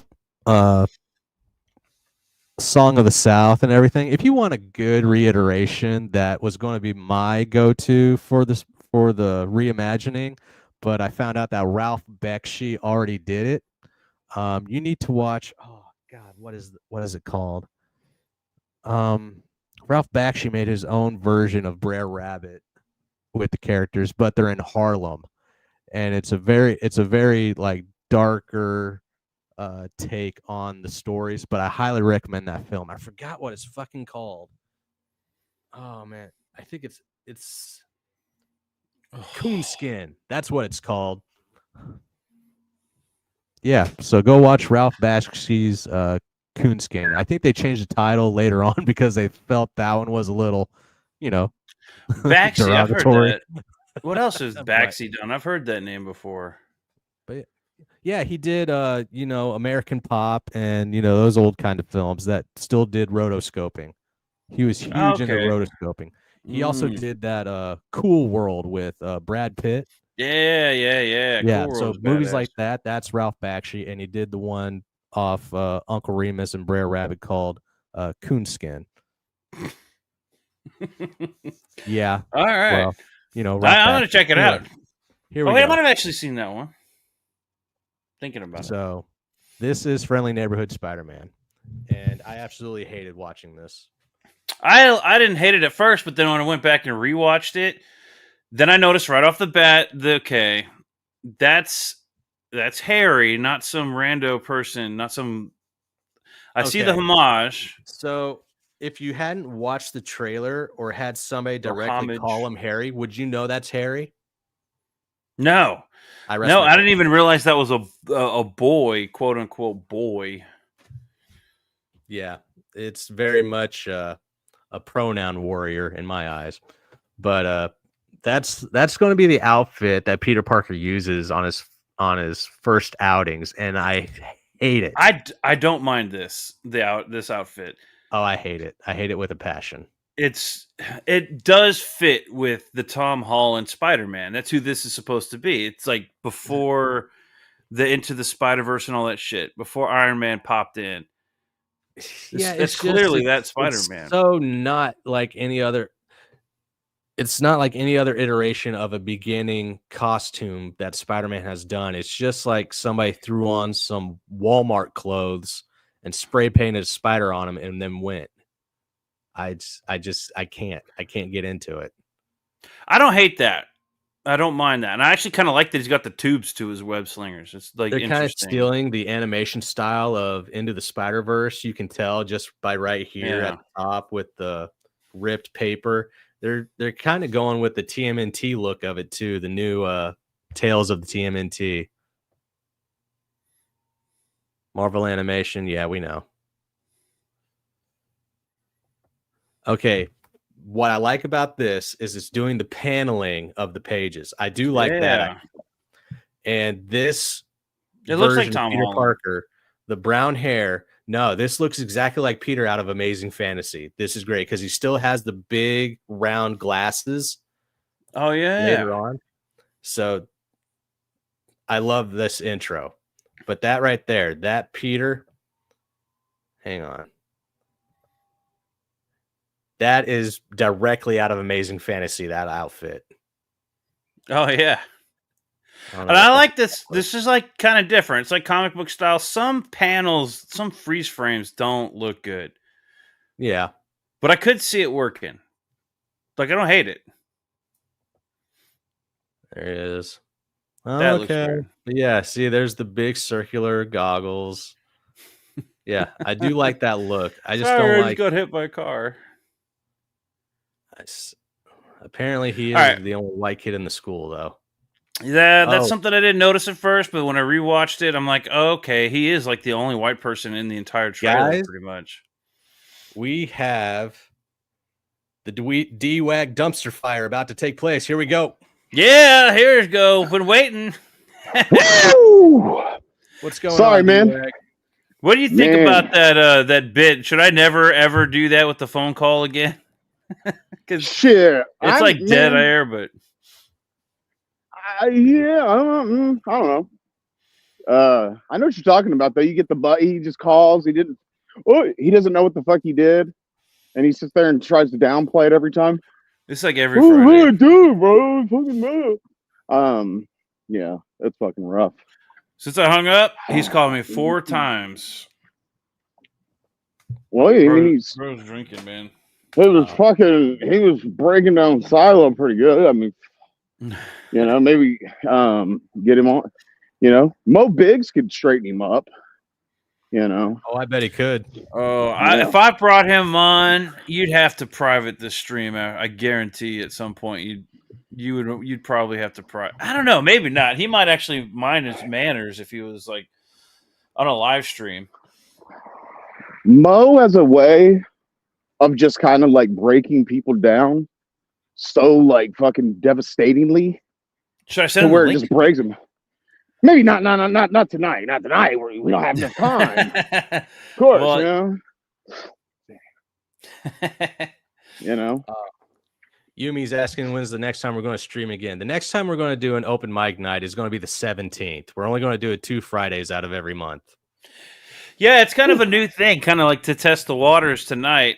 Yeah. As you can tell, today was kind of a shit show for open mic, but But as always, we got a #1 D-Wag fan over here. I mean, I had to pop on because nobody else was accepting the challenge. Man, like scared. I appreciate that. You're brave. I ain't scared. I ain't brave scared. Man. Not scared. And I'm gonna talk to you guys about my book. Yeah, let's hear it. I was, nervous to tell everybody. So my original book I've been wanting to do for a long time now. I've been writing it, taking it really serious. It's called Rockin Pre-Course. So I thought of it, it's whatever. I think people are gonna be really excited with what I do with the book, but that's not the book I came on here to talk about. That's coming soon, guys. Okay. I got my generic Sprite, but I conjured this bad boy up right here for you, Peter. I'm a big Star Wars fan, so. Oh hell yeah, dude! Where's mine? There's no way I'll be able to find it in time on this live stream, but I've got the dictionary. I'll find it and then bring it on the next time. We'll speak some Klingon. Yeah, because I totally know how to speak it. This wasn't. It's easy. Totally, it's really easy. Yeah. No need to brag or anything, like show off, but don't want to like make everybody in the chat jealous. Yeah, peanut butter jelly time. Yeah. What you doing out there tonight, Mo? You getting some grub together or what? Did I call you Mo? D-Wag. I thought you were talking to Mo. Shit. What you doing out there in the cold weather today? How's it going? Shit, just trying to find somewhere to fucking, lay my head out here because we're about to have a winter storm. So, how cold is it over there right now? I'll be right back. Let me check. It's got to be freezing because it's like about to hit the 20s over here in Texas. It's 19, but the wind is like, to be honest, is disrespecting the fuck out of this jacket right now, boy. Because I've streamed it under like sub-zero.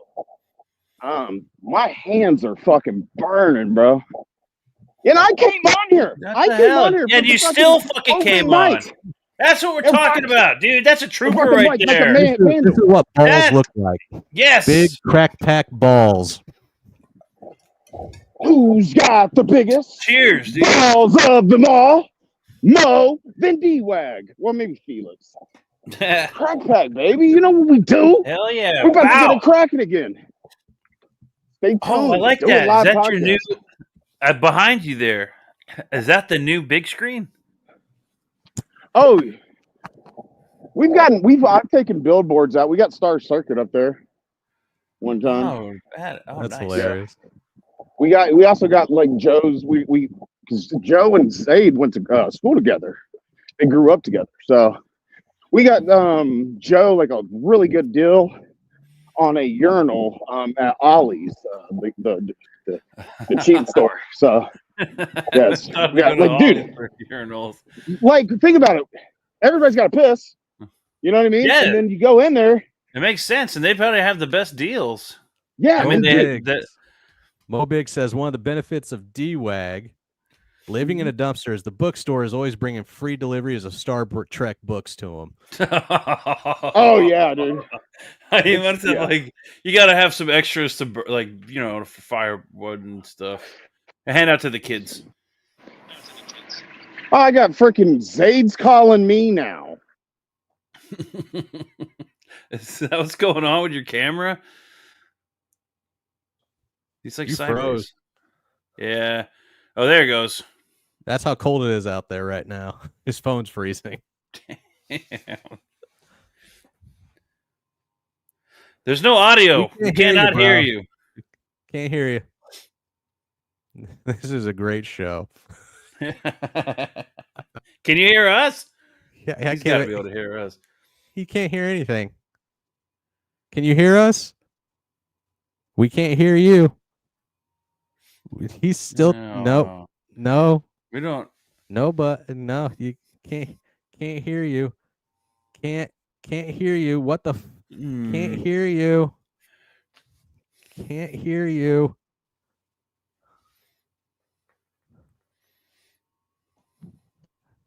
Let me come on, Mike. There you are. Yeah, there you go. Oh, okay. Damn. So, well. What's going on? He just was very appreciative of you guys. It was really cool. Matt C's cool as fuck. He gave me a shout out earlier. Step up the pitch. Let's see some campaigns. No shit, man. That's the whole reason we've been going almost 2 hours. Stanley said we gave the whole first hour to Zaid. Stanley's saying, I don't need to hear a word. I can feel what he's saying. I believe it. It does feel pretty cold. I can kind of feel the chill from here, man. Oh, it warmed me all up. Everything that Zaid said, and whatever he was saying, a bunch of good things that everybody in the chat would love. I thought you guys could at least hear me, so my bad. No, you're good. But yeah, it warmed my soul. You know, there's something about maps. We talked a lot about maps, but that's important because I like maps. And his map looks legit. I gotta stay away from him. Disagree with me on that? Yeah, I'm not a big map kind of guy, bro. Join the club. I appreciate how much he delves into his world and everything, but that part of it's not for me. I enjoy the story within the book or within the video game. Well, once I read it, then I'll be able to appreciate it more. I didn't realize it was coming in the mail. Yeah, I just do that randomly. So when I get it, I'll be able to read it, and then I'll be able to have a solid comment about it. I'll talk about it. It looks pretty cool. Looks fun. Jake Giveth? Matt C has a question. Has anyone gotten Arvid's book yet? It's even better than I imagined. Is that the Pencils Down? Was that Arvid? Band of the Crow. It's the one that we launched and closed out on my channel. It's my buddy. It's kind of like talent. Just Oh my god! What book was it? What's that thing? The Band of the Crow, bro. Band of the Crow. Yeah. I've actually got the digital. So. Is it? It's closed. Yeah, it closed. Yeah. Oh my god.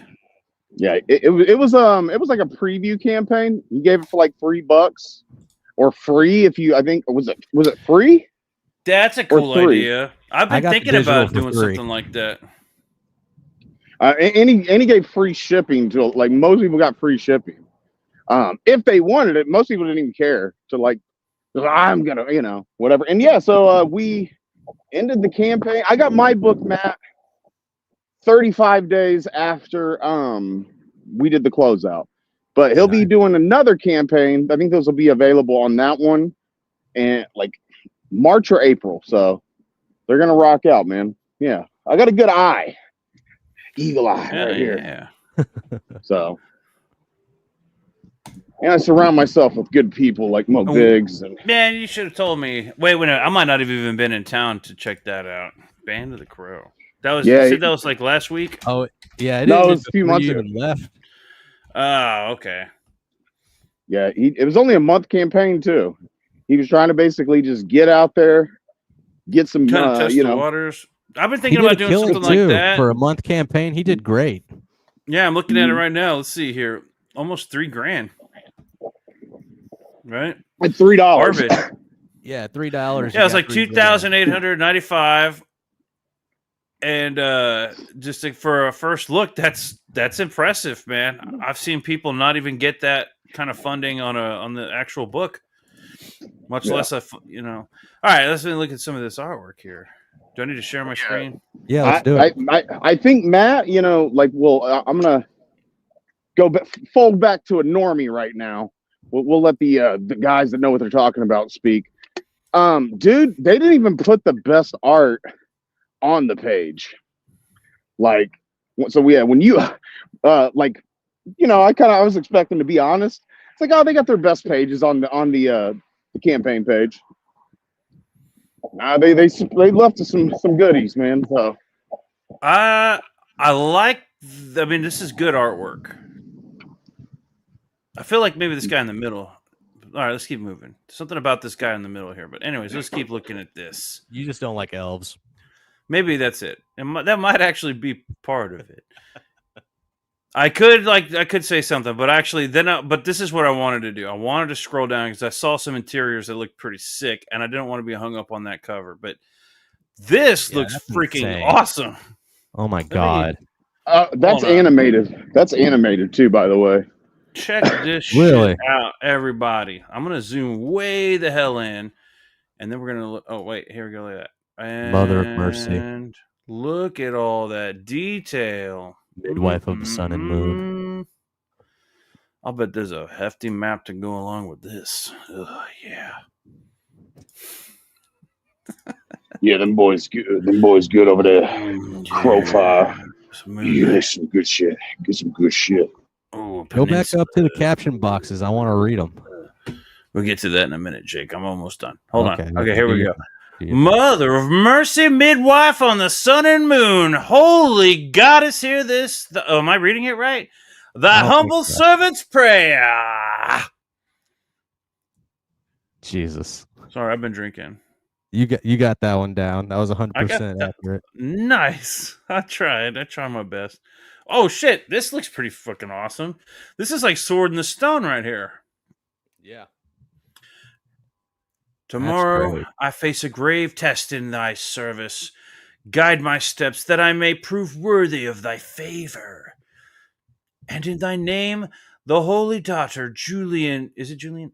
Julian, deliver me from the shadows which lurk ever. Yay! Yay! You're doing great. Dude, this artwork looks badass, though. I will say, I'm being silly here reading it, but dude, this artwork does look badass. Yeah, this is top tier. Nice. I like this troll guy now. Now that I've read it, I've read a little bit, and I'm like seeing some of these interiors here. I like the coloring on this left panel over here, like on the back side. That's a detail a lot of colorists would not do.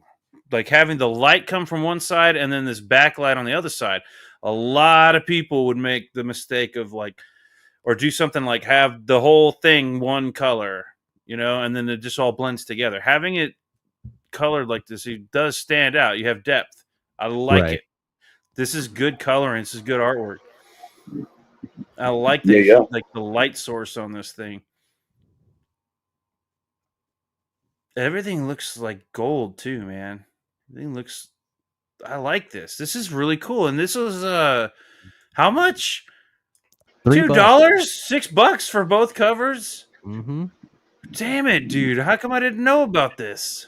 I really like that the artist actually put emphasis and emotion into the faces of the characters. Most of the time, you just get stoic looks, but you can tell in those panels that there's actually like fear, hatred, snarkiness. I enjoy that 100%. I like that. Yeah, them boys good, man. When's he gonna launch the actual book? This was a preview, right? Right. I think March or April. I'm in, man. I'm in. I'm looking at like this background here. Okay, this is like very like reminiscent of like Rini's artwork. I'm like looking at it, going, I wonder which one I like more, Rini's or Irene Rini, Strakowski, or you know what I mean, or yeah, this. understand Rini's this. art is more of like a mixture of anime, manga, and American. It's She's got less a mix going detailed on. than this. Hers is a little more cartoony than this. I think I like this more, actually. I definitely like the coloring. Like this coloring Yeah. is better than Irene Strakowski's. Whoever, like, I know she does a great job with her books, but man, this is Thank top you. notch. Yep. That glass window up top is just Yeah, Well, please. doing it. Let me It's do cold something. out there. I had to walk. Not just Thank that glass window, but the Yeah, shadows my car. on Thank you. the edge Have a of good this archway. Yep. I just live right here though. All right. Sorry guys, my bad. She's asking me questions. It's like, No, dude, no I'm issue trying to making string anybody here. fight, Alex. It's okay. We're just talking about different art styles. I've had there's been quite a few people mention Even the the floor, art look at all the style. detail. I think It's I'm too not gonna say generous. it. Fuck that. That is the generosity you want. Yeah, be fucking liberal with Holy your crap. art. Go give us more. I want to know who the colorist Yeah. is, because this is like Oren. the kind of coloring that I. Who is it? I bring these people to you guys. You're welcome. I know. Jeez, I don't ever get to brag about myself, but we'll do it one time. Bro, Oh, yeah. I was I get you guys going. No. Yeah, I was gonna say I needed your address because I had some stuff I was gonna send you. Yep, get yourself a plate. Bro, I got some cardboard for thanks. You know what I mean? As a thank you for all Right. the help you've been doing. Oh man, The help Oren does Um, it all. He did his own colors, his own lines, everything. That's Dude. insane. I got all Darren. Bro, I got you, bro. Look at Hey, all D-Way, this. Jeremy's saying that you are the Greek Oh, oracle. damn, my bag I ran into. I got all this cardboard. You know how much heat that could provide? That's like fucking at least 20 minutes. Oh, dude, I'm not one of those homeless people, dude. Like, no, I don't take cheap cardboard. It's got addresses on it. Well, I mean, I might be able to take those off your hands, but I'll do you a favor, Identity theft or something. There's got to be some No. value in. All right. Well, my I mean, you bad. never I'll come know. up with something better. Maybe I'll throw a candy bar. Oh, man, come on, dude. If you're going to be offering me some shit, at least give me some good shit, Damn. I'll throw a beer in there. Matt C says this book cost 30 grand to produce, or Oren is a Filipino street urchin paid with cheese and crackers. So I will say that Oren got paid well, from what I know. He got paid. So It's worth it, because this right here is top fucking notch, man. Yeah. This is like professional. This is almost beyond professional, because the mainstream doesn't do colors this good. Oren he would draw for like I think the equivalent of like Malaysia's Mad what is it, Mad Magazine? Like or something like that, or like some TV show. He's done a bunch of shit. He's got a lot of range too with his art. So, and they're cool. They're just really good people too, man. So yeah, Alex is saying that he definitely did not make money, but that's a smart idea, doing a preview campaign. I've been thinking about doing something like that just so I could have money to pay for a trademark. Well, like I don't want to rock the boat, but yeah, he wasn't able to get on streams. People are kind of ghosting him. You know what I mean? I had no idea about this. Otherwise, I would have been blasting it. Like blasting it in a good way, not blasting it like. How many pages is the preview going to be? I think it's like 30 or something, right? Matt C, it's 30. That's not a preview. That's a full book, man. I think it stops kind of in the middle. I think from what I hear. I've only peeked through it right now, but well, the fact that he even called it a preview, it could be 10 pages, it could be 5 pages. It does not matter. His price is he could have been 2-3 pages for $2. Yeah. $3. That's 2 pages if you wanted, and that's fair for what we're looking at here for a preview. Okay, here we go, right here. Yeah. Eventually, we intend to publish the Band of Crow serially in hardcover album format, similar to European comics, which I like European comics. But we're kicking things off with the American style first look floppy. The first 30 pages contained in the floppy will make up the first half of the first album. So it is 30 pages. That's ridiculous, dude. What are you thinking? $20. Not $20. That's not. That would have been a lot for 30 pages. $10 at least, though. You could pull off $10 for this. Easy.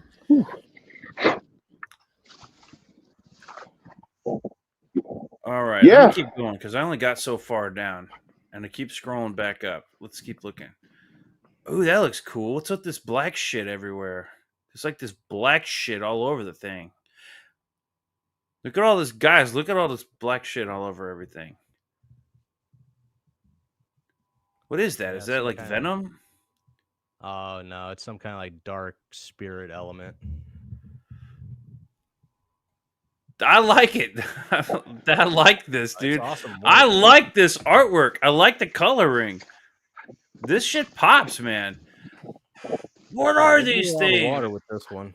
It's the shadows, tree. The shadows are coming alive. Chat's rolling. Yeah, Whew. Jeremy just said it's shadow magic. Nice. I like shadow magic. What is this? Standard format. Only register sizes, drugstore spinner racks. Comics haven't been sold that way since 1993. Awesome. Too tall, annoying vertical panels. Band of the Crow format. Still CGC gradable. Less crowded balloons and captions. Can actually see and enjoy art. I do like bigger styles. Something I've noticed, I realized recently how much I love art. When when you're holding that comic style, he doesn't mean the dudes are going to be banging each other all the time. He's talking format. Yeah, we're talking about, when you got to wrap 2 hands around that thing. You know what I'm saying? To hold it comfort. Yeah. To be honest, I can't go back down. It's a regular size anymore. You're most welcome. I agree, dude. Those larger style books, the bigger the better, in my opinion. I like to really breathe in all that artwork, especially with the good artwork. Well, guys, I think it's going to take you a while to turn the page just because you have so much to take in. That's not a downside if it doesn't fit in the box because that's when it goes on a shelf for your display. I'm actually not happy that I have a bunch of books in boxes. I wish I had them on display somewhere because it's hard to get to them, and I want to use them for reference. I don't really care about collectibles as much. I'm not a collectible. I'm the kind of guy that would crack open a CGC graded book to read it, and I have.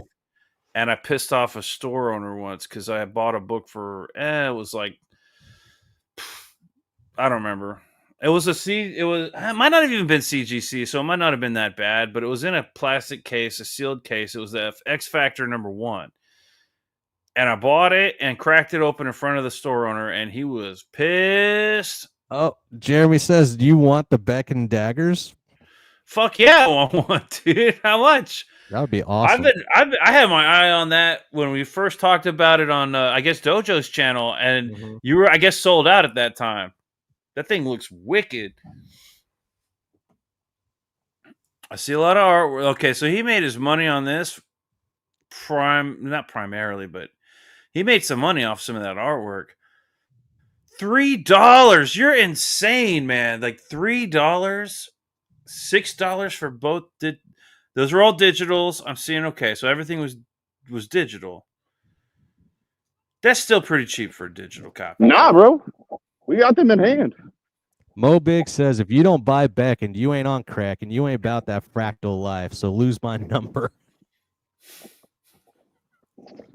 Unfortunately, guys, I did accept the challenge, but I do think Mother Nature is gatekeeping me from you guys from unfortunately. We have been going for 2 hours. We were getting better at like going longer on these streams. Right. Minus like bits like my Some buddy hiccup. calling me, some phone call. Crack will do that. Zayd I've been sent going me all a night. Crackstone. I already smoked it. I was high for 40 hours straight. That's because it was a polymer. I've got one around here somewhere. Yeah, I've got one next to my book. Don't smoke polymers. I got a green one. I wonder if the colors mean they have different powers or some, or have kind of entranced you into the realm that they take you when you meditate. That's Yeah. what. Have you ever been on TikTok? They sell stones. My wife's into that. Oh wait, I'm on the wrong thing here. What am I doing? What am I doing here? Oh, I gotta stop sharing. That's Hey, D-Wag, Mo Big says go warm up. We need you alive. Dude, I'll die for you guys right now, dude. You guys know how epic that would be? What do we got? 8, 12 people in here? Worth You would it. have the greatest. We got online 9 streaming still funeral watching. ever. That's 9 hard, though, bro. 9, dude. No shit. They've been here for a while now. Yes, they're cool. like stones So like what the does my- crystals. what- Yes. Yeah, what does my green one do? You gave me a green one. What does it do? What kind of green I did. one? I got a me? green. He gave me a green Loden. Oh, I got a green Godzilla stone. That's yeah, I was It's kind of like- disappointed. Can't really see it though. You know, I thought Zayd was going to come up with, something original, Yeah, but he got the crack rocks. The crack rocks he sold on the campaign. That's cool. No, I'm just kidding. All right, guys. I'm there at the dumpster. Much love. I accepted the challenge. So, all you other comic book creators, what's your excuse? No shit. have one, man. You and Jeremy just blew everybody out of the water. Stanley used to borrow one of them stones. It's like some random guy used to say all the time. Excuses are like assholes. Everybody's got one, and they all stink or something like that. So look at that. What is that from? All right, I know what I need to go do. Thanks for jumping in, man. Yeah. Darren Wagner, everybody. Hell yeah. I love it every time he pops in. That's Be right back. I got a little one calling. great time. Wait a minute. That means it's just me. And I'm here. I can talk about whatever I want. Like Pitter Patter. That's kidding. I'm not going to talk about Pitter Patter again. Let's see what we got. I can't click on the chat. And he left it up. So here's what I'm going to do. I'm going to read the chat. And I'm seeing, is it Yumi? Is it Yumi? Yumigaka? Yumagaka? I don't know how to pronounce that. I'll just call you Yumi. That did look like jade. I've got, so my wife's really into stones. Really into stone, crystals. She's got all that stuff. Green ones. And then she gives me all the ones she doesn't want. So I got some weird shit. All that TikTok stuff. Hashtag more Peter. Nothing. I didn't bring up Twitter. I mean, Pitter Patter. I didn't Yes, talk you did, about that. motherfucker. I did not. I know you did. I felt it. Okay, I did. You. Not you. The boo box. Yumigaka.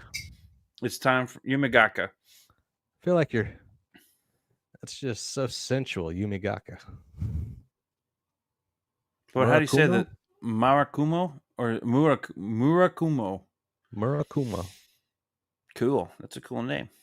D-Wax says, I survived, but phone is cooked.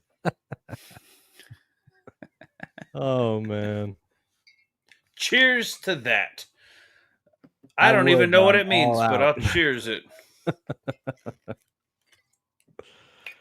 Yeah. My phone is not ringing anymore. Oh, it means dream painter in Japanese. Oh, cool. Okay. Is that your artwork in your thumbnail? Are you an artist? She says she wouldn't be able to show it until next time, which she's here, so she should have some to show. Hold on a minute. Now, hold on a minute. I know how to beat this. I know the system. She clearly has a Twitter. And I can find it. Oh, right here, you can subscribe to Yumi. Where? Oh shit! Is that on Twitter? That's on YouTube. Does it have her Twitter on there? Just type in Yumi Gaka Murakumo. All right. You. Oh my god. Yumagaka Murakumo. Murakumo. No, not Komu. Kumo. Yeah. We just showed you how chill it is just to come up here and talk, people. So next go around on the 17th when we do it again, I better be seeing asses up on the panel. I think I misspelled it. Okay? Yumi. You might have. No, yeah, I did. Hold on, dude. It probably made it autocorrect for you. Yeah, that autocorrect, like Grok says, autocorrect is quite the character. You know what I mean? The character, that Grok. All right, still not pulling it up. Give me a second. What else am I spelling? Murakumo. Did I do it? I did. I spelled it right. All right. If you're not gonna, what's your Twitter handle? So I don't have to keep doing this.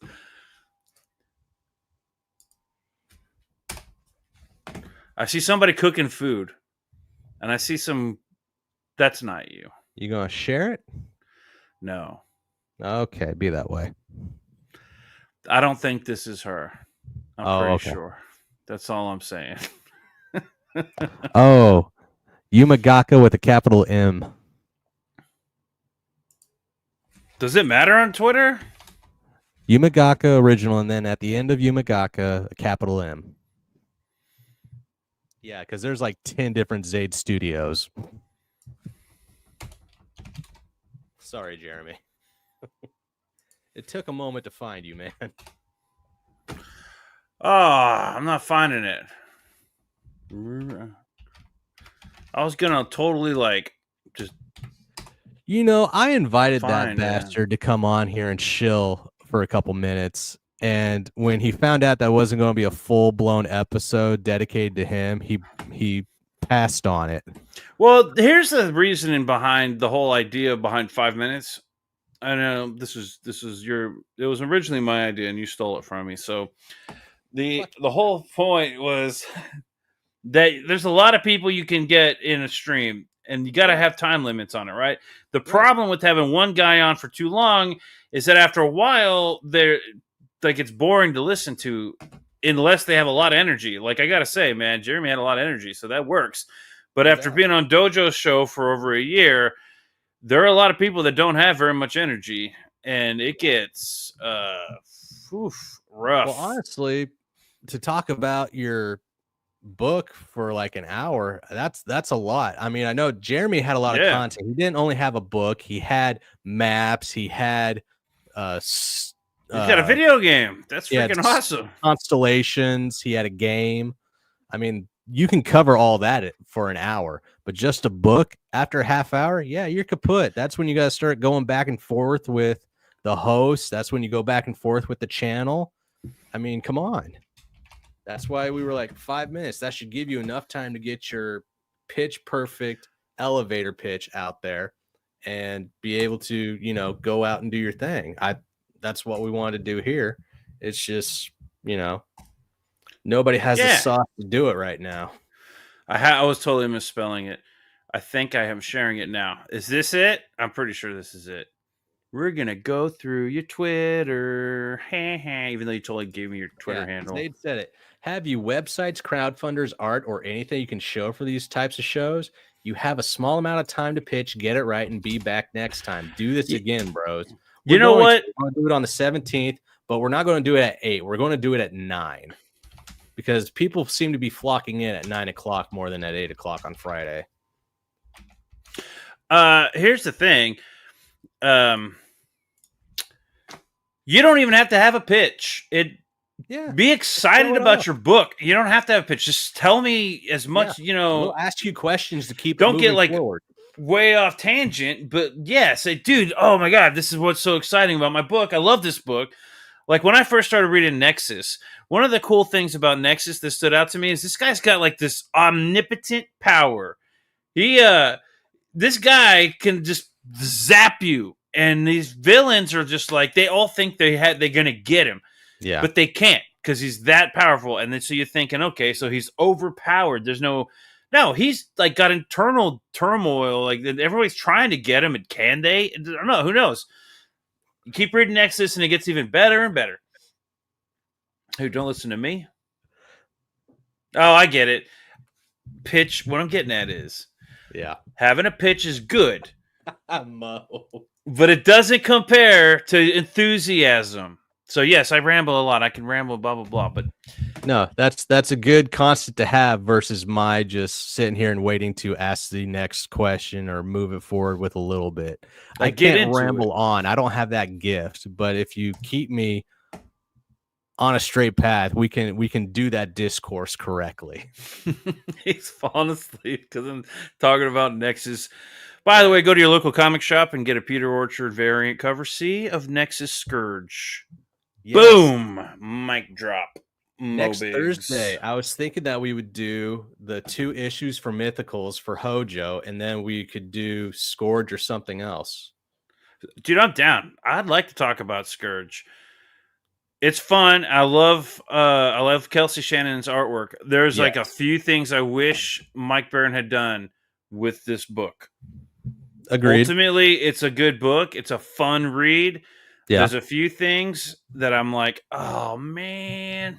There's one pivotal point that I want to stick on, and then we'll leave it alone because I think I know.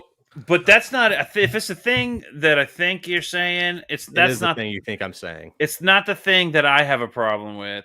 The thing I have a problem with is the lack of.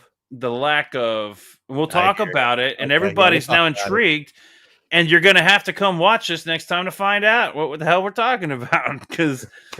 And we'll bring up pictures and we'll make it fun. Definitely, we always make it fun around here. I'm gonna do it on my channel first because Jake's gonna steal all my ideas, so I'm gonna steal his, and then we'll see how it goes. Pretty sure I'm the one that said, "Should we start doing review shows?" And I said, "Yeah, that's what I was thinking." You steal my ideas. In fact, I was gonna go look at campaigns and review them, and you're like, "Yeah, that sounds great." Yeah, that's what I was. That's great. That one I admit to riding the coattail of, but these other 2, I'm not going to let you have, sir. Yeah, we're glad we found us too, man. Yumagaka. Yeah, she sounds. Keep showing up, man. Because if you go back and look at some of our older episodes, they are fun. In fact, on this channel that you're watching right now, yesterday's episode was a blast. It was hilarious. And if you go back somewhere on my channel, there's I've got the Green Slimy Guy Comics Underground Live.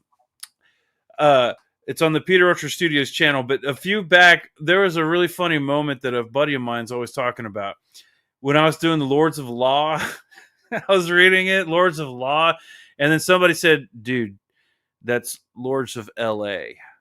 And I was like, oh, because everything was in all caps and there were no periods for LA. So I was just reading it as Law, Land of Lords of Law or something. That was funny. I felt like an idiot. My god. Lords of Law. If I don't feel like an idiot at least one time in an episode and it wasn't a good episode. It makes me feel like I'm not that far behind. So thank you for doing that. Yeah, good times. Good times. It's going to keep happening. Boomer moments. It's all there, folks. Yeah. So if you're not subscribed, make sure you subscribe and check out the next episode. Peter's channel, we always do on Wednesdays at 8 or 9. Just depends on when he gets home. But Peter Orchard Studios, we'll go over there. We'll have some fun with the Underground Lives. And then on Thursdays at 8 p.m., we do this. And then on 2 Fridays out of every month, we will continue doing the open mic nights. So exactly, Mo Biggs. This was a great episode because I felt like an idiot at least 2 or 3 times. Now you're stealing my shit. All right, guys. We are at 2 16. I think it's time to call it a night for everybody. We thank you for being here for this. Didn't go as Next big time as I there's a wanted link to, but it in was there. still good. We had a Jump great in. time. Had a great time with Jeremy. We had a great time with D-Wag. We even had some tomfoolery with some phone calls, you know. So I kind of hope that starts becoming a segment. Should it be a segment? Because buddy. I know how to spur him on. I'll like send him a Trump meme or something because he hates Donald Trump. Oh, He's yeah. one of them. And we definitely have to And do that's something fine. special for that. But I'll just send him a Trump meme and he'll be calling me, "You just were trying to piss me off, and I'm drinking now because it worked. Why do y'all hate me?" Oh, and lastly, go over to Indiegogo and sign up for